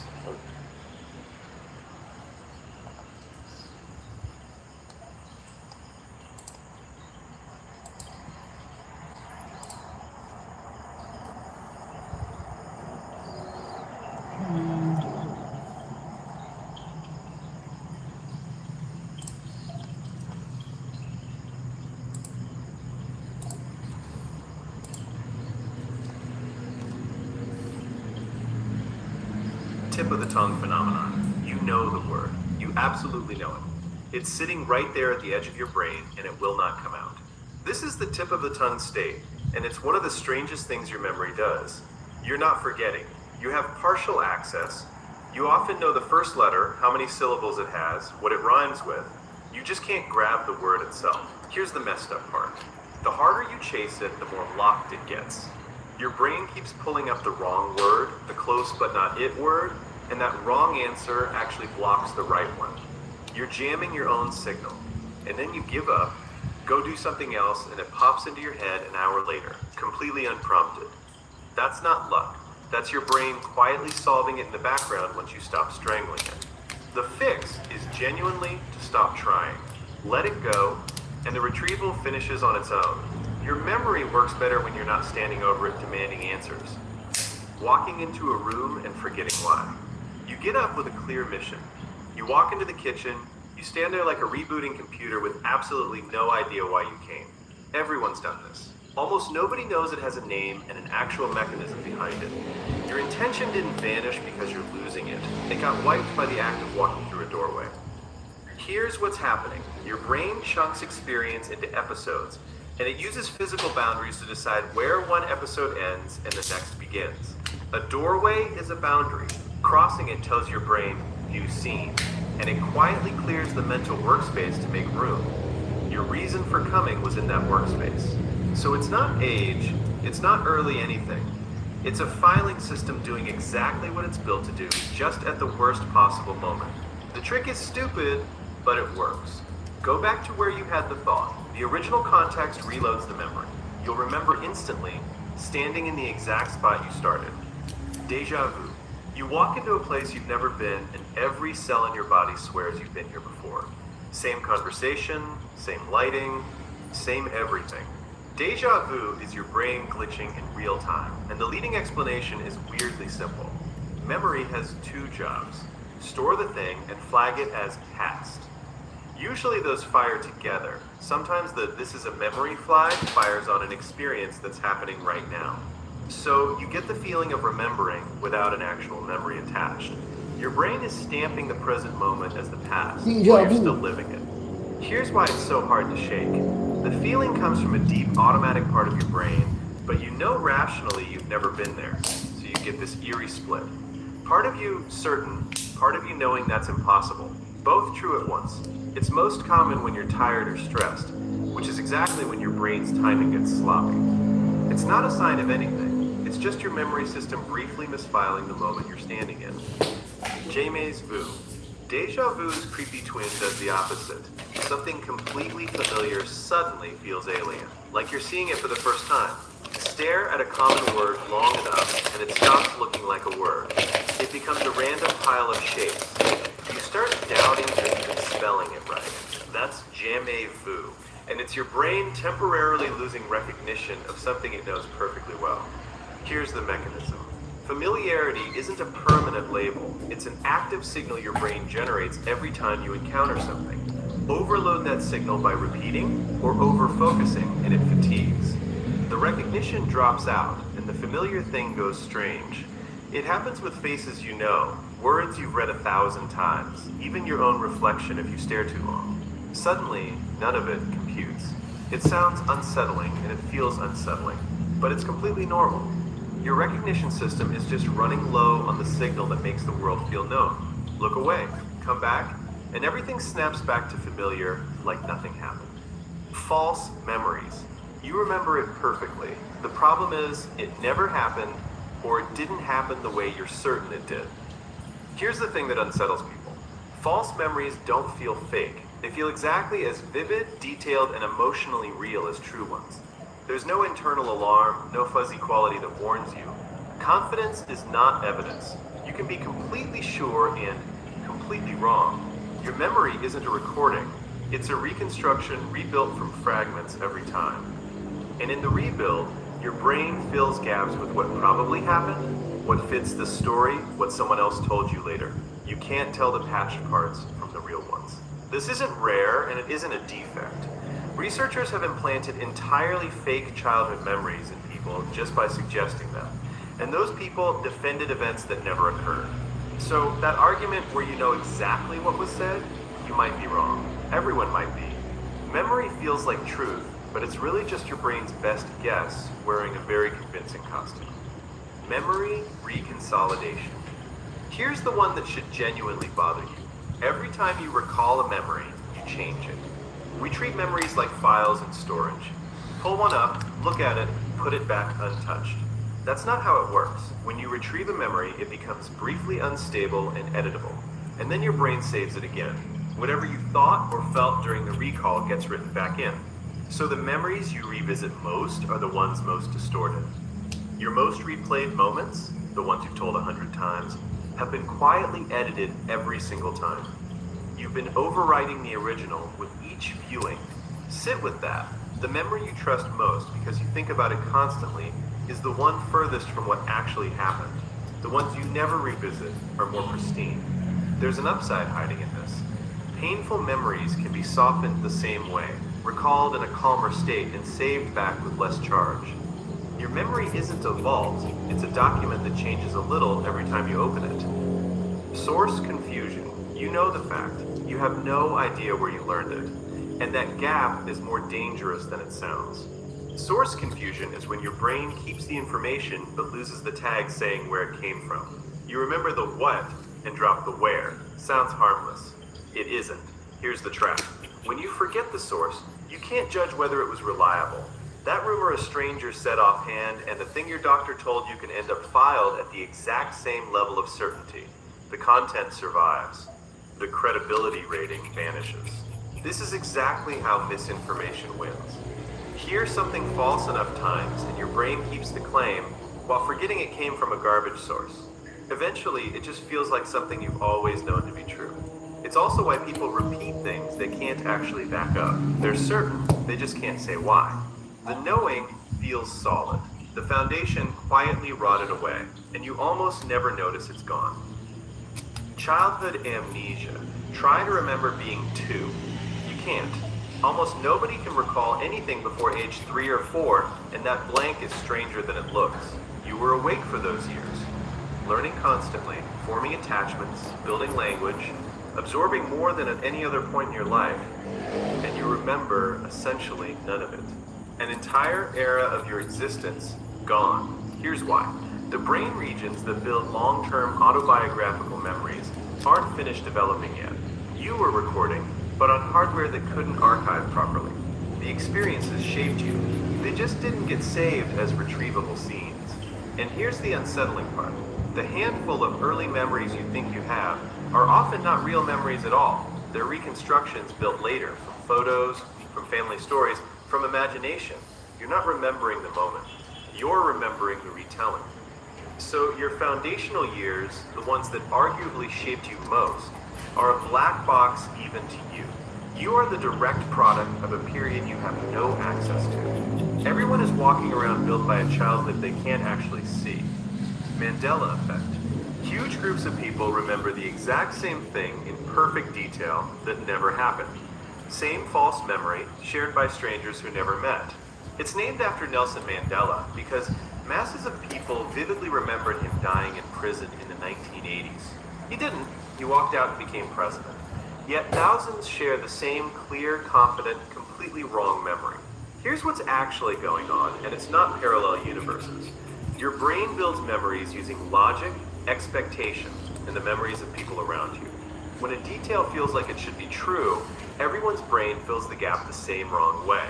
Shared assumptions produce shared errors. That's why famous logos, movie lines, and brand names get misremembered identically by millions. The correction spreads slower than the mistake, so the wrong version becomes the default. It's a mass demonstration of how unreliable memory is. Not one person glitching, thousands, all landing on the same false detail, all equally certain. Confidence scales. It just doesn't make anyone right. Doorway effect. Remember walking into a room and forgetting why? This is the science underneath it, and it goes deeper than one trip to the kitchen. The doorway effect is treating physical thresholds as mental reset points. You cross into a new space, and your mind files the last space as a completed chapter, purging the working details to prep for whatever's next. The doorway literally triggers a memory flush. Here's the part that stings. It happens even in virtual environments. Move between rooms in a video game and your recall of the previous room drops the same way. It's not about the walk or the effort. Your brain just uses new location as a signal to clear the desk. So it's not that you're forgetful. Your memory is aggressively efficient. It dumps what it assumes you no longer need the instant the scene changes. And sometimes it's wrong about what you needed. Knowing this doesn't stop it. But it explains why your best ideas evaporate the second you get up to act on them. Brain fog. Some days your brain just refuses to load. Words come slow. Focus won't hold. You reread the same line 4 times and retain nothing. Brain fog isn't a real medical diagnosis, but the experience is completely real. And dismissing it as laziness misses what's actually happening. Your cognitive machinery is running, it's just running degraded. The processor is throttled and everything lags. Here's the thing people miss. Brain fog is almost always a downstream symptom, not the problem itself. Poor sleep, chronic stress, dehydration, bad nutrition, illness, inflammation. Your brain is an organ, and when the body running it is struggling, thinking is the first thing to get quietly rationed. So, treating the fog directly with more caffeine and more pressure usually backfires. You're flogging a system that's already telling you it's under-resourced. The fog is a signal, not a flaw. It's your brain reporting that something upstream needs fixing. Ignore the message and pile on more demand. And it doesn't clear, it just gets louder until you finally listen. Sleep deprivation, memory gaps. Pull one bad night and the next day has holes in it. Conversations you half remember. Things you supposedly did with no memory of doing them. Here's what most people don't realize. Sleep isn't when memory shuts off. Sleep is when memory gets saved. During deep sleep, your brain replays the day and transfers experiences into long-term storage. Skip the sleep, skip the save. So it's not that tired, you can't focus, though that's true too. It's that the events never got properly filed in the first place. You can't retrieve a memory that was never written to disk. And it compounds fast. The more sleep you lose, the more of your life stops recording. You can be fully awake, living through your day, laying down almost nothing. Present in the moment and absent from the record. That's the quiet horror of chronic sleep loss. Not just feeling bad, losing whole stretches of your own life to a saved function that never ran. You were there. Your memory just wasn't. Stress. Blocking recall. You study for weeks, you know the material cold, you sit down for the test and your mind goes completely, catastrophically blank. This is stress hijacking retrieval, and the cruelty of it is exact. The information didn't leave. It's right there, fully intact. Stress just slammed the door to the room it's stored in, right when you needed to walk through it. Here's the mechanism. Acute stress floods your brain with cortisol, and while a little sharpens you, too much shuts down the exact regions responsible for pulling up stored memories. Your brain decides this is an emergency and that careful recall is a luxury it can't afford right now. That's the vicious loop. You blank, you panic about blanking, the panic spikes the stress higher, and the door slams harder. You're fighting yourself in real time. The way out is counterintuitive. Slow your breathing, drop the cortisol, and access returns almost immediately. The memory was never gone. Stress was just standing guard at the door, and calm is the only thing it steps aside for. Cryptomnesia. You have a brilliant, original idea. It's genuinely great. It's also not yours, and you have no idea. Cryptomnesia is when a memory resurfaces stripped of its origin, and your brain hands it to you as a fresh invention. You heard it, read it, or saw it somewhere, forgot the source completely, and later the idea floats back up feeling brand new. You're not stealing, you're being fooled by your own memory. Here's why it's so dangerous. It feels exactly like genuine creativity. The same spark, the same excitement, the same certainty it came from you. There's no internal warning that says, actually you got this from a podcast in 2021. This is how good people plagiarize by accident. Musicians have been sued for melodies they were sure they wrote. Writers have reproduced lines they forgot they'd read. Total conviction, real consequences. So the unsettling takeaway is that your originality is partly unverifiable. Some of what feels most uniquely yours is just well-hidden borrowing your brain forgot to label. You can't fully trust the feeling of, I thought of this. Flashbulb memories. Ask anyone where they were during a huge event. They'll tell you in vivid, cinematic detail, completely certain every part is accurate. Most of it isn't. Flashbulb memories are the intensely clear snapshots you form during shocking emotional moments. They feel more real than any other memory you have. Sharper, more permanent, burned in. And that overwhelming confidence is exactly the problem. Here's what the research actually found. When people wrote down their memory of a major event the day it happened, then described it again years later, the accounts didn't match. Details had shifted, moved, invented themselves. The memories had changed dramatically. But here's the killer part. Their certainty never dropped. As the memories got less accurate, people got more sure of them. The vividness stayed rock solid while the facts quietly drifted. So the memories you'd bet your life on, the ones seared in by emotion, are among the least reliable you own. Feeling certain and being right are two completely separate things. Your most unforgettable memories are just your most convincing fiction.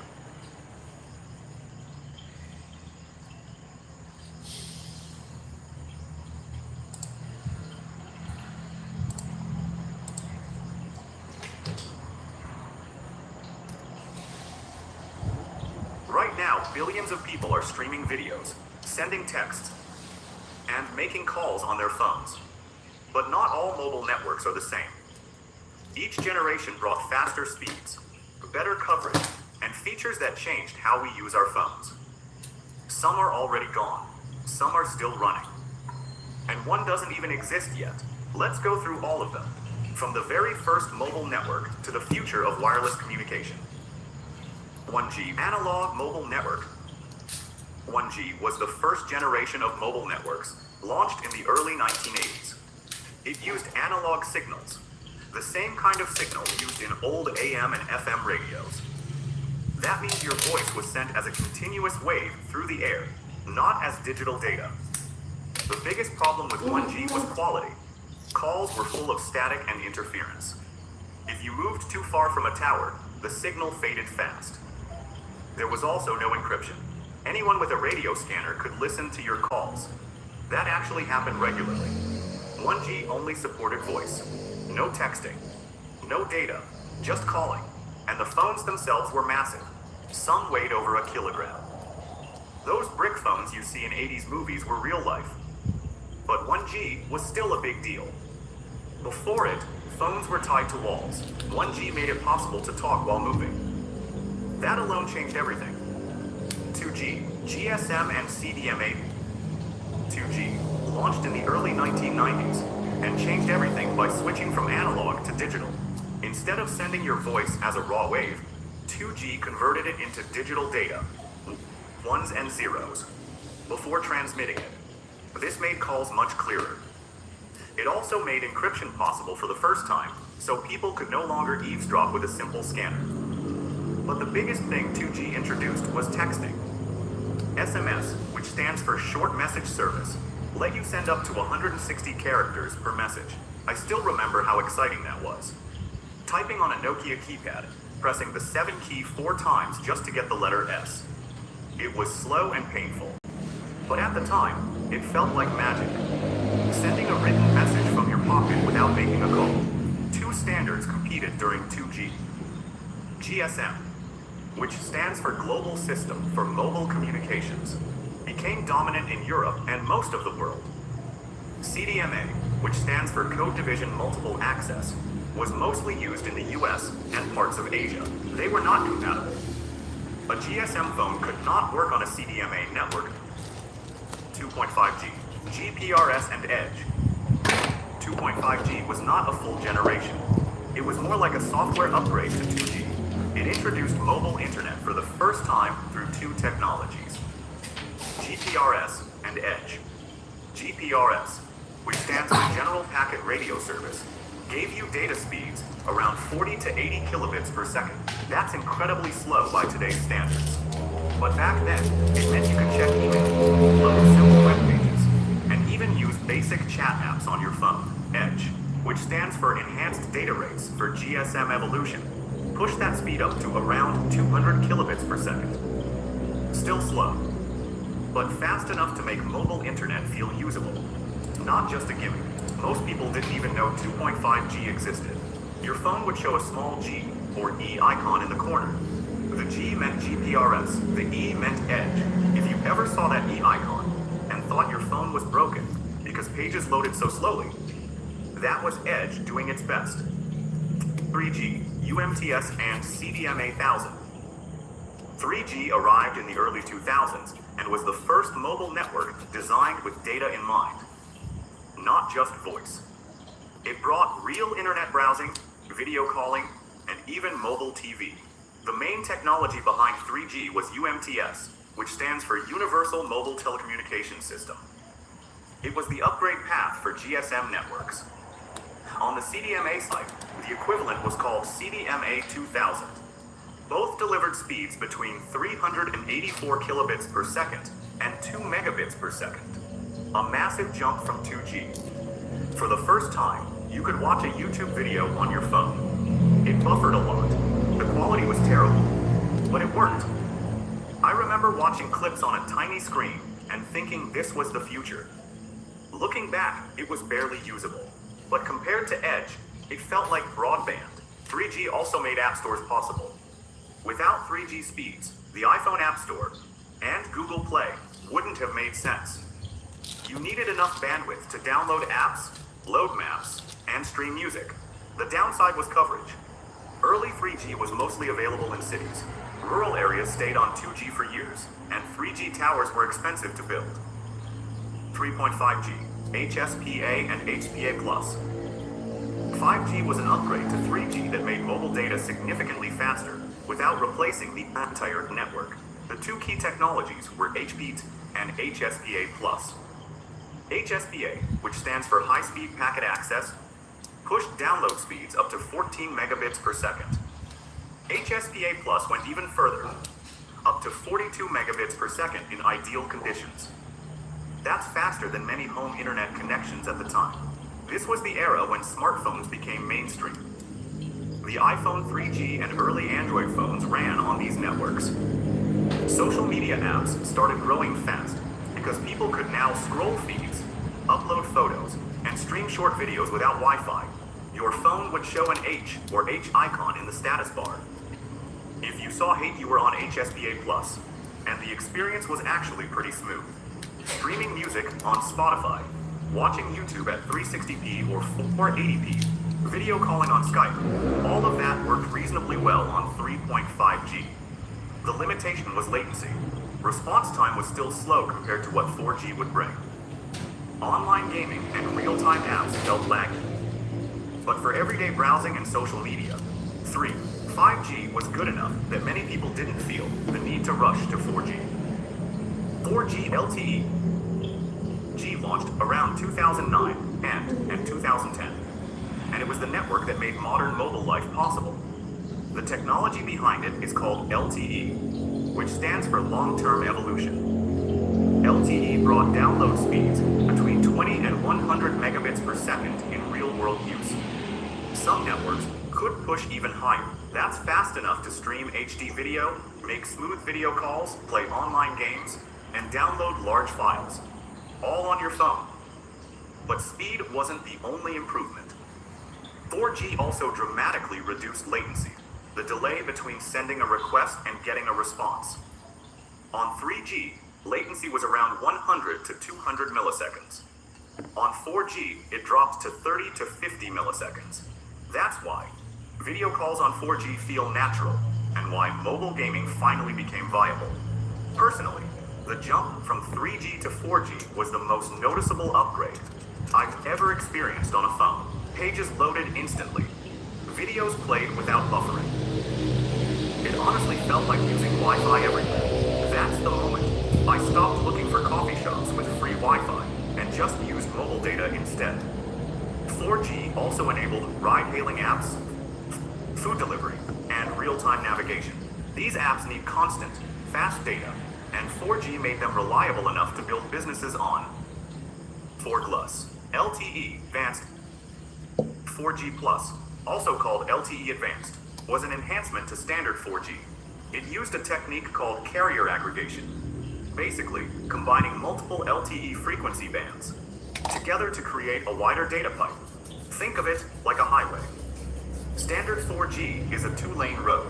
LTE Advanced adds more lanes, sometimes 4 or 5, so more data can flow at the same time. This pushed real-world speeds up to 150 to 300 megabits per second in some areas. Your phone might have shown 4G dots, or LTD dots in the status bar. The experience was noticeably faster, especially in crowded areas like airports and stadiums, where many people are using data at the same time.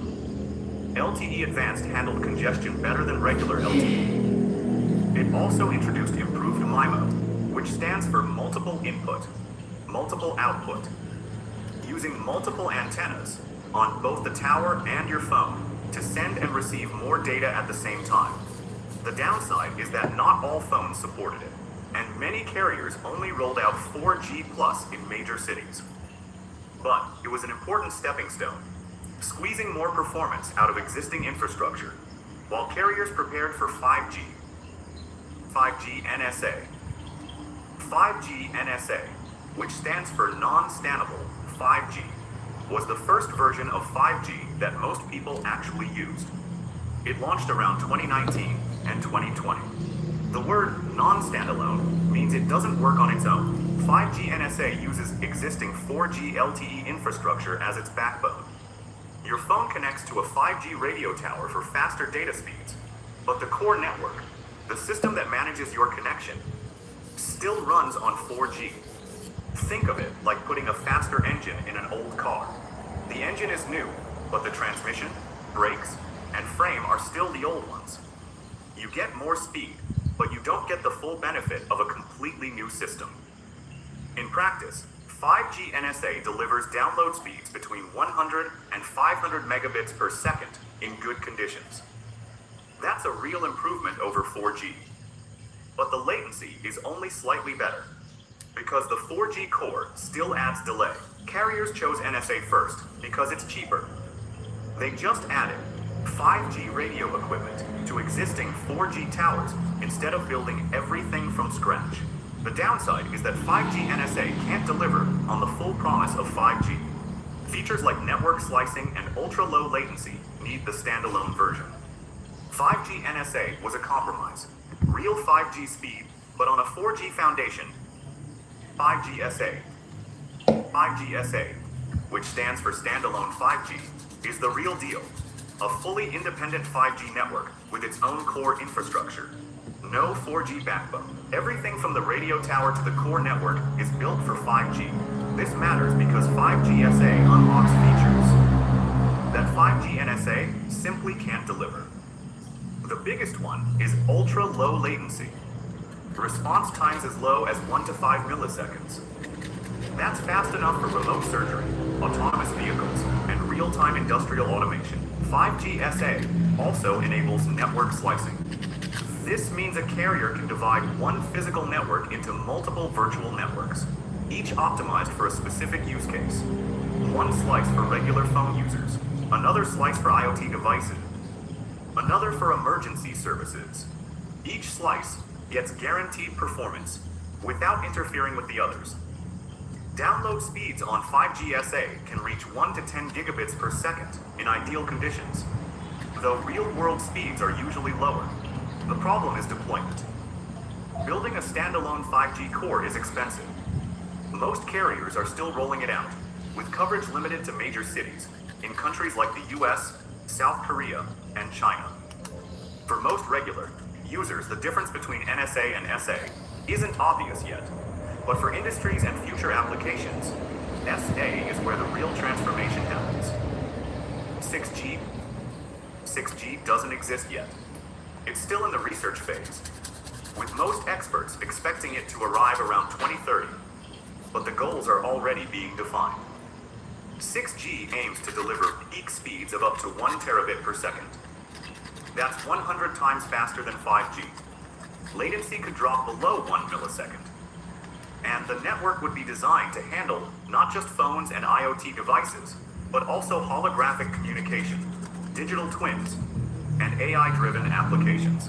One key technology being explored is terahertz frequency bands. Current 5G uses millimeter wave frequencies up to about 40 gigahertz. 6G could push into the 100 gigahertz to 10 terahertz range. These higher frequencies carry much more data, but they have very short range and are easily blocked by walls, rain, and humidity.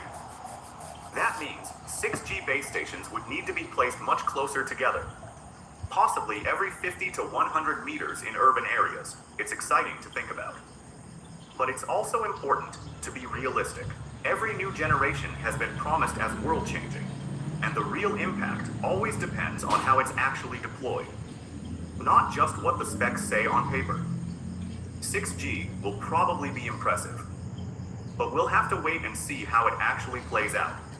Anyway, mobile networks have come a long way, from static-filled analog calls to gigabit wireless speeds, and they're still evolving. I also made some other cool videos about tech topics you might find interesting. Don't forget to check them out. Okay.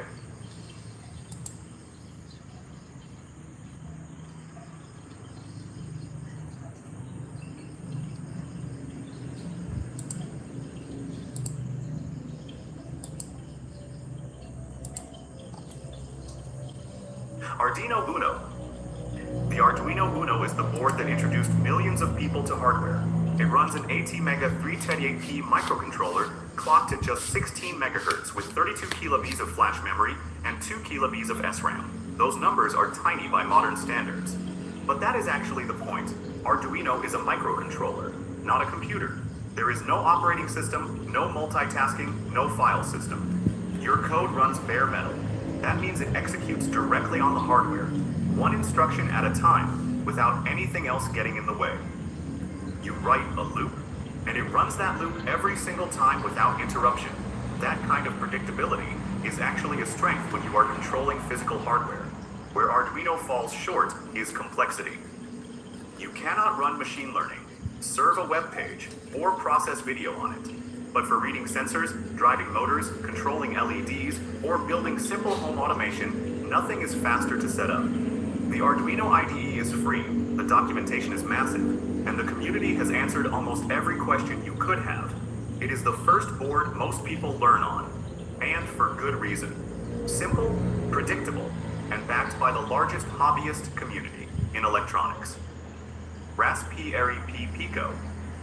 The Pico is the Raspberry Pi Foundation's take on a microcontroller, but do not confuse it with the Raspberry Pi 4, which is a full computer. The Pico is a small, low-cost chip designed purely for hardware control. It runs the RP2040, a dual-core ARM Cortex-M Plus clocked at 133 MHz, with 264 kilobytes of RAM and 2 MB of onboard flash. The price is around $4. Compared to the Arduino Uno, the Pico is significantly faster, has more memory, and runs on a modern ARM architecture instead of the older AVR platform. It also supports MicroPython out of the box, which makes it much easier for beginners who already know Python. One standout feature is PIO, which stands for Programmable I/O. These are small state machines built into the chip that can generate precise hardware signals independently from the main CPU. That makes the Pico surprisingly capable for tasks like driving addressable LED strips or implementing custom communication protocols. The main trade-off compared to the ESP32 is that the standard Pico has no built-in wireless. There is a Pico W variant that adds Wi-Fi, but it still lacks Bluetooth. For anyone choosing between an Arduino and something a bit more modern, the Pico is a strong option at a very similar price point. ESP32. The ESP32 by Espressif is where things get really interesting. It has a dual-core Extensa LX6 processor running at up to 240 MHz, 520 KB of SRAM, built-in Wi-Fi, Bluetooth 4.2, and BLE, all on a chip that costs around $2. That price alone makes it one of the best deals in the entire dev board market. Compare that to the Arduino Uno. The Uno has no wireless capability at all and runs about 15 times slower. The ESP32 can run Arduino code, MicroPython, or Espressif's own ESP-IDF framework, so you have flexibility in how you build your project. It also has a built-in Hall sensor, capacitive touch pins, 2 DACs, and multiple SPI, I2C, and UART interfaces. For the price, the feature list is almost hard to believe. The one trade-off is voltage. The ESP32 is a 3.3V device. So, if you are connecting it to 5V sensors or modules, you need level shifters to avoid damaging the board.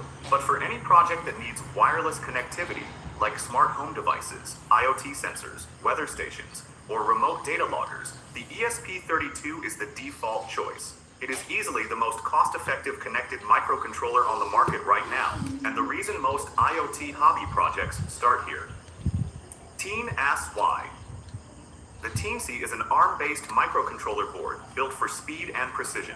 The Teensy 4.1, which is its most popular version, runs an ARM Cortex-M7 at 600 MHz with 1 MB of RAM and 8 MB of flash. That makes it one of the fastest microcontrollers you can buy on a development board today. Where the Teensy really stands out is audio and USB. It has a dedicated audio library that lets you build synthesizers, effects processors, audio analyzers, and multi-channel mixers with very low latency. It can also act as a native USB device. That means it can pretend to be a keyboard, a mouse, a MIDI controller, or a game controller without any extra hardware or drivers. You just plug it in and it works. Compared to an STM32, the Teensy is easier to get started with because it uses an Arduino-compatible toolchain. Compared to an ESP32, it is much faster, but has no built-in wireless. The trade-off is price. a Teensy 4. One costs significantly more than an ESP32 or Arduino, but for projects involving fast signal processing, real-time audio, or custom USB input devices, the Teensy has a loyal following and is genuinely hard to beat in its niche. STM32. The STM32 family by ST Microelectronics is what separates hobbyists from professional embedded engineers. These chips are based on ARM Cortex-M cores. The range is wide. At the low end, you have the M0 Plus for ultra-low power applications.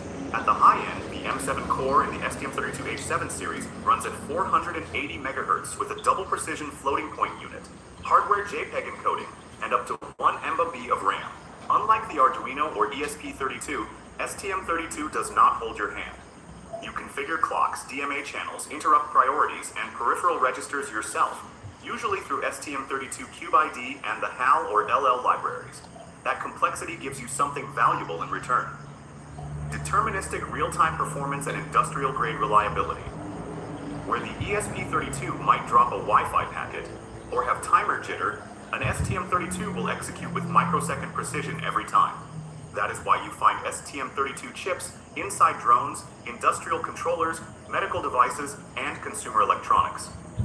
Not sitting on a desk as a hobby project, but inside actual shipping products used by real customers. The learning curve is steep, and the documentation is dense.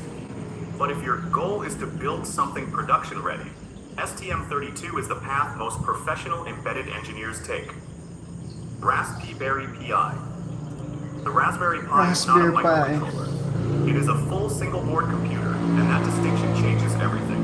The Pi 4 runs a quad-core ARM Cortex-A72 at 1.8 GHz, supports up to 8 GB of LPDDR4 RAM, has USB 3.0 gigabit Ethernet, dual micro HDMI outputs capable of driving 4K displays, and runs a full Linux operating system from a micro SD card. Compare that to the ESP32 with 520 KB of RAM. The Pi 4 has over 15,000 times more memory. That gap explains the difference in capability. A Pi can run a web server, a database, Python scripts with full NumPy and OpenCV libraries, a web browser, and even a full desktop environment with a graphical interface. What it cannot do well is real-time hardware control.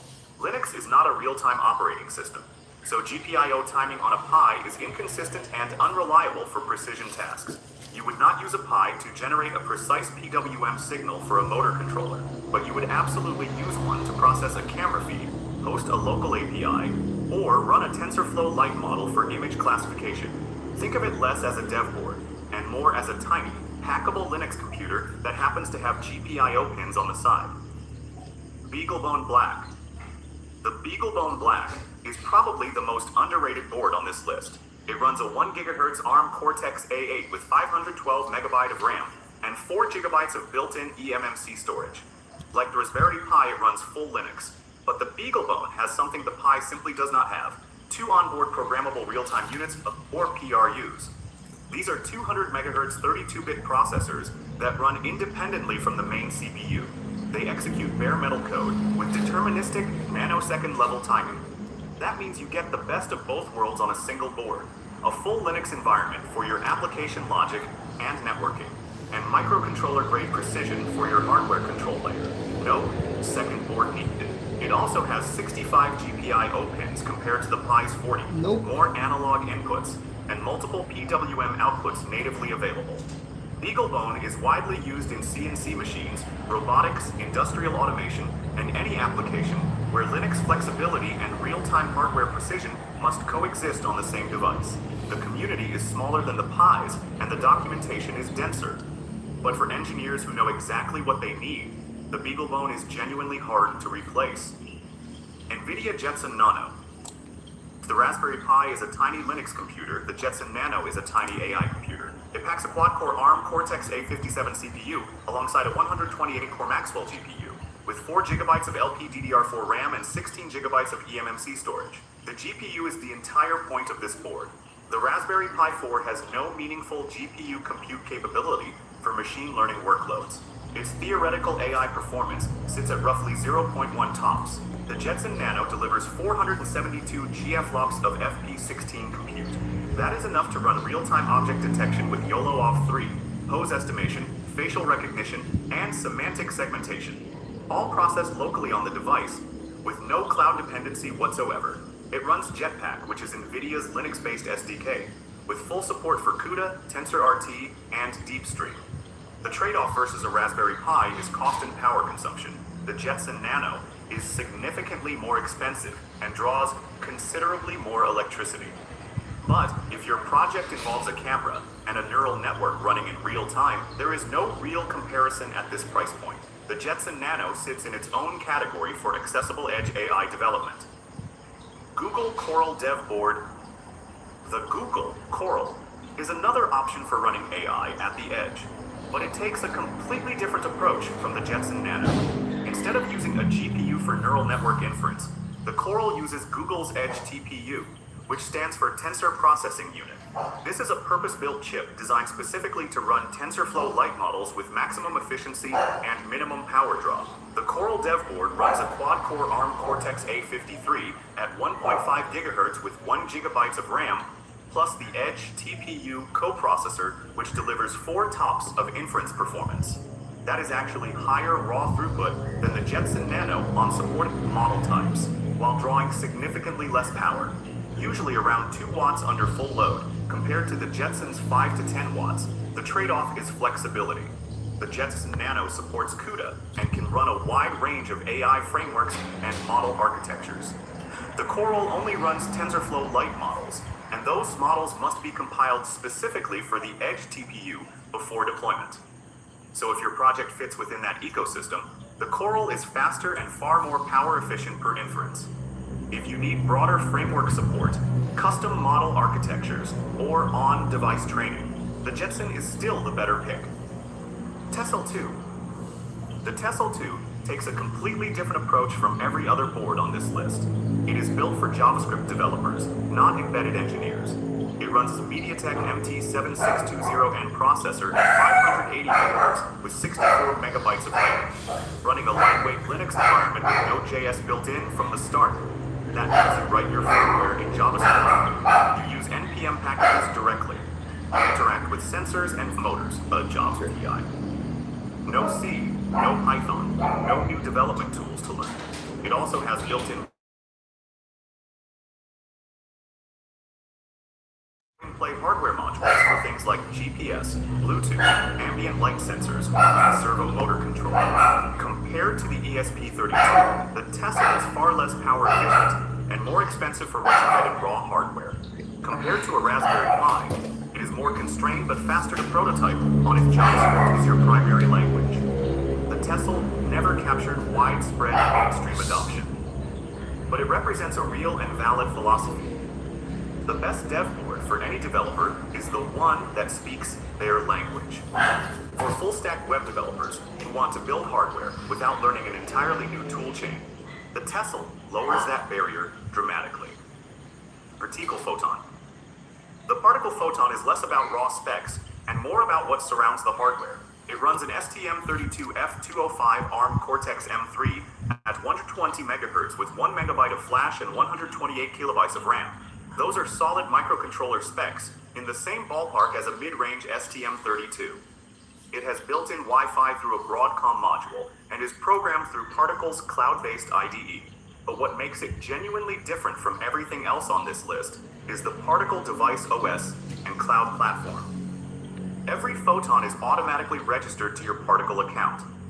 It can receive over-the-air firmware updates, publish sensor data to the cloud, subscribe to remote commands, and be monitored across an entire fleet of devices. All out of the box, with zero additional infrastructure setup. Compare that to an ESP32, where you would need to build all of that yourself. OTA update servers, fleet management dashboards, cloud messaging pipelines, device monitoring systems. For a hobbyist working on a single device, that overhead might not matter. But for a startup shipping 500 connected products to paying customers, Particle eliminates months of back-end engineering work. It bridges the gap between prototype and finished product better than any other board on this list. Anyway, I also made some other cool videos too. Don't forget to watch them later. Okay.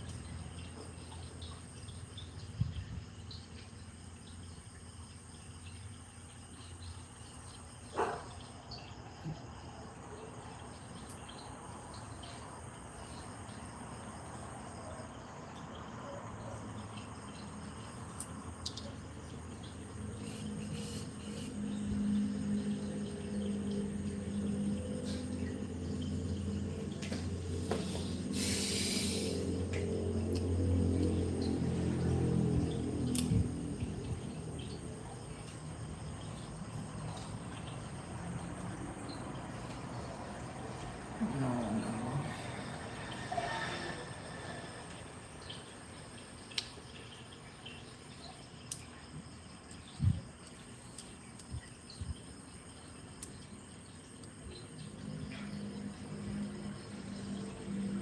be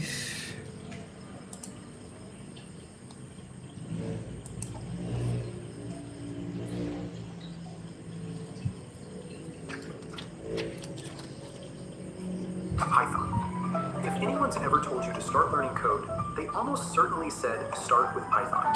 Python was made in 1991 by a Dutch programmer, Guido van Rossum, and his whole goal was to make coding simple and readable.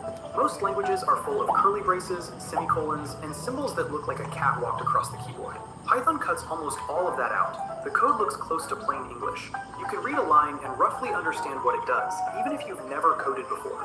That's what makes it the friendliest language to start with. But it's not just a beginner language. That's the key thing. It grows with you. You can start by automating something small and annoying, like renaming 1,000 files at once, and end up using the same language to build full websites or train AI. And a big reason Python can do so much is its libraries.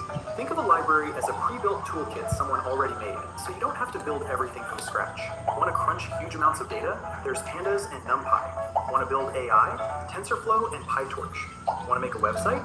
Django and Flask. You just pull in the toolkit and go. That's why Python ended up everywhere.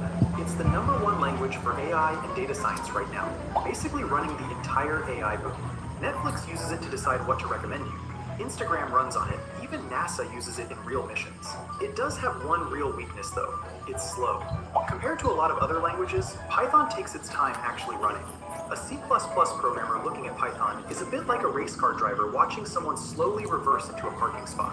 But I love it because Python is slow to run, but still incredibly fast to write. Something that takes 50 lines in another language might take 10 in Python. For most people, building the thing quickly matters way more than shaving milliseconds off how fast it runs. Oh, and the name isn't about the snake.